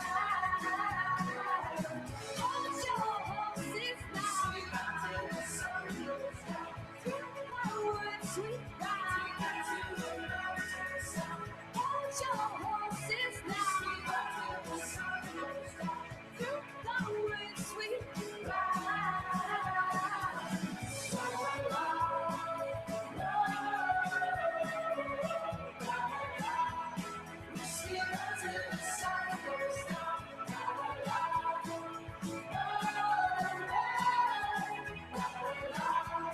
We sleep until the sun goes down. We move on to the top of the ninth inning here as the Cotuit Kettleers clinging with their last 3 outs of offense as they have to make up 7 runs now as the Hyannis Harborhawks plated their 10th run in the bottom of the 8th inning. Sammy O'Brien, Gabe Sustick, Chris Morales here in this top of the 9th. Game 1 of the Western Division semifinals between Hyannis and Cotuit. Will Haney drills one foul down the third base side of things for strike number 1. He evens up the count at a 1-1 count as Zach Gearens goes out in his 3rd inning of relief. Solid job by Haney to put it into play, but it was just foul there. But an interesting situation to end that 8th. We'll get to that as the 1-1 breaking ball goes over the heart of the plate outside for ball number 2. Yeah, I mean, Chris, when you talk about just the pure athleticism there from Jaron Kendall out in center field, had to run the entire way. Bortles hit a shot out there into center field. 1-1 on the way from Gearens. Fouled away into the netting, brings the count even at 2-2 now. And you talk about Kendall having to keep running and make that backwards catch really over his head and then really confuse Bobby Melly there as for Deluzio, he was able to score there, which does go down as a recorded run. And Melly just confused there. He didn't think he was going to make the catch. And Melly was caught stranded over at third base, wondering what had happened. 2-2 on the way from Gearens. Breaking ball popped up into the air by Haney into the left side of the defense. Colby Bortles will corral it into his glove for out number 1 in this night. Yeah, Chris, and with only 2 more outs here to be needed recorded for the Harborhawks to go down with a win on today, you got to wonder what the Harborhawk mindset is going into tomorrow. When you have a 7-0 advantage against a team on a season, that starts to take a mindset on both teams. One team doesn't want to die. The other one kind of might think they have an edge over the other. So you got to see what Gassman's going to say after the game here. First pitch from Gearens, swung on by Brandon Berry in foul territory. It'll go out of play behind the backstop for strike number 1, but it is an interesting situation, Sammy. Of course, a lot of people said that all the pressure's on the Harborhawks in this game number 1 against Cotuit, as they had won the first 6 games in the season series. All the momentum was on the side of Hyannis. However, all the pressure was on their side as well, as the next pitch down from Gearens evens the count at 1-1. The Harborhawks won what they could out of this series. They won the Barnesville Patriot Cup, all 6 games, the Western Division. There's not much more you can do except win the game tomorrow. 1-1 on the way. Breaking ball, big swing and a miss by Barry brings the count to 1-2. So you know Gassman needs to get it in these kids' heads that you can't go into it, even though they've won every game against this team. Just got to keep barreling down. Vance Tatum potentially going to be on the bump tomorrow for the Harborhawks. Has been solid in every start he's had. 1-2 on the way. Swung on by Brandon Berry. Deep drive into left center field, giving chase is Corey Bird. It'll go into the warning track. Bird corrals it, fires it in, but Brandon Berry will be aboard at second base with a stand-up double. The Cotuit Kettleers very much alive with 1 out in this top of the 9th. Solid piece of hitting by Barry, as that is his first base hit of the ball game, as he did reach 2 different times in this game, 1 for an error and 1 on a walk, so it is his first base hit. Now that'll bring up the hot swinging Tim Susnara in the left-handed batter's box. His last 2 games coming into this one, he scored 6 RBIs, has only reached base once so far in this ball game, as Gearens has allowed a base runner in all 3 innings of relief. Fires in a first pitch strike to Susnara, brings the count to 0-1. 7th hit on the day for the Cotuit Kettleers. They've only been able to muster 3 runs out of those 7 hits. As Gearens peeks over to second base, fires the 0-1. Big swing and a miss by Susnara late on the fastball. Brings the count to 0-2 on the Oregon Duck. And at this point, Chris, when you talk about for Gearens in another situation where he has a runner in scoring position, would just love to get out of it. Of course, there's no chance for a double play ball, but just concentrate on the guy at home plate. 0-2 on the way from Gearens from the stretch. Fires a fastball, rather, as it is hit into left field. Corralling that will be Ben DeLuzio, and he'll get the second out in this top of the ninth inning as Cotuit is down to their final out. And, I mean, once again, just solid job there for Gearens just to make that contact pitch there and just let your defense work their magic there in the outfield. As Brody Weiss, or rather, excuse me, Cole Fabio will be in the right-handed batter's box for the Cotuit Kettleers in this scenario, as Fabio, the former Harbor Hawk, taking on his team in the playoffs for the second straight summer. And he fires in a fastball downstairs, does Fabio, for ball number 1 for Gearens. Of course, for Zach Gearens, probably not the number 1 option for manager Gassman coming out of the bullpen, but fitting the bill quite nicely in game number 1 of the Western Division semis. Bullpen looks on down the third base side. 1-0 swung on by Fabio. Down the left side of the field into the glove of Bortles, who would have had out number 3 should that ball have been in fair territory. Instead, it'll go down as a dazzling play, but foul. I think at that point, Chris, that should have counted there for Bortles. What an astounding play there, just for his size and stature to be able to make those great motions, to be able to make out of fair play there and swoop it on over there, as I said, at first base. Looked very nimble down the third base side of things, did Bortle. We're talking about a kid who sits at 6'4", 245 pounds. Not what you would say quick on your feet is Bortles. However, he has proved all of his doubters wrong to this point in the summer. With a 1-1 count on Fabio, a man on second base in the form of Brandon Berry, Gearens looks on and fires. Breaking ball outside brings the count to 2-1 on Fabio. Should this inning continue, it will be another hitter due up in the on-deck circle. Of course, for Gearens, would love to end that here before that situation happens. Gearens fires a fastball. Big swing and a miss by Fabio.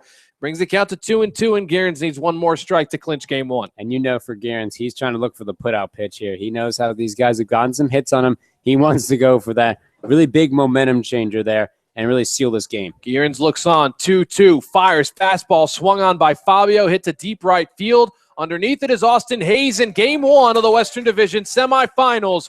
Belongs to the Hyannis Harbor Hawks. They take down the Cotuit Kettleers for the 7th time this summer. 10-3 final here at McKeon Park. And, I mean, that's just an astounding play there when you talk about for Hyannis really getting into this game from the beginning, really going off with hits. We mentioned it earlier in the broadcast how there was some really strange situations where you weren't sure maybe there was going to be something happening with a team that you've beaten 6-0 in the series so far, and that maybe, like we talked about, it might be their time. But now in a situation for Cotuit, and for Hyannis, they really just once again have found a situation where they put Cotuit on their heels immediately and just hits after hits and scoring multiple runs in this game. Yeah, you want to talk about offense, look no further than this ball game. 17 hits for the Cotuit, or for the Hyannis Harbor Hawk offense, rather, and they scored 10 runs. And really the bread and butter for Hyannis this entire summer is scoring early. 2 quick defensive errors by the Kettleers in the bottom of the first inning led to 3 runs scored off of John Woodcock. And now for the Kettleers, as you mentioned, you do get a home game tomorrow night. It will be an early start at around 4 p.m. from Lowell Park at Cotuit. But now you wasted your ace in game number 1. Not really too many options to go to in game number 2. It seems like Hyannis does have a bit of an advantage in terms of momentum and in terms of offense going into Lowell Park tomorrow. And especially when you talk about who is a possible guy for tomorrow, probable guy in Vance Tatum coming in, who really has the same kind of consistency that you see with Dakota Hudson. He can get you into these late game situations and give you chances to always win this game if you produce offensively. And for Hyannis, that's exactly what they've done. You've gotten just some offense. It may not have been hits exactly, but you got some offense from Matt Thice. You got offense, a lot of offense from Ryan Berg today. Really put on a show here today, mostly for the situation. Everyone, whether it was scoring runs or just getting on base, almost everyone contributed in this factor. So far, when you talk about between Hyannis and Cotuit, Hyannis just somehow always seems to find a way. Yeah, you talk about really from batters 2 through 6 in this lineup, every single batter who came up came around to score at least once. And then you talk about that bottom of the lineup, as you mentioned. Jake Rogers had himself a 2 RBI single back in the 5th inning. Ryan Burke, a 4-for-4 day. Tristan Hildebrandt didn't pick up a hit, but he reached base twice. A lot of offensive production. When you bring base runners on board for this Hyannis Harbor Hawks team, they find ways to bring them in, but it also puts pressure on the opposing pitchers. And that's probably more important for manager Gassman, as Cotuit seemed a little bit off balance all day. Offensively, they couldn't figure out Dakota Hudson, who picks up his now third victory of the summer, his first in the playoffs, of course. And for the Cotuit Kettleers, just couldn't figure it all out today, offensively or defensively. And the other big thing that you like here for Hyannis in a way that sometimes they can't control, but having 2 errors on the day, those 2 errors really didn't exactly come to kill them, as sometimes in their other games they have. While on the opposite side, it seems like when Hyannis always plays Cotuit, when Cotuit makes errors, they usually pay for them in serious ways, and you saw that today. It was an interesting go-around of things as Sammy O'Brien's off for her post-game interview. She's going to have a tough one to go get, as there were so many contributions made by this Harborhawks team altogether. But the thing to note now, Game 2 tomorrow, Gabe, that's the focus. And, of course, for manager Gassman, one thing is on his side. You only used one member of your bullpen in this ball game. And at that, no knock on Zach Aarons at all. He did a great job in relief today. But he was not the number one option for manager Gassman, as you still have Mark Skinner, Aaron Savali, and a number of different arms behind them. And that's the biggest thing. You didn't have to use Aaron Savali tonight. That's a huge thing for Gassman. He was trying to, at least at that point, not have to use Savali. He knows he has faith in these guys in the bullpen. They've shown it themselves in multiple situations.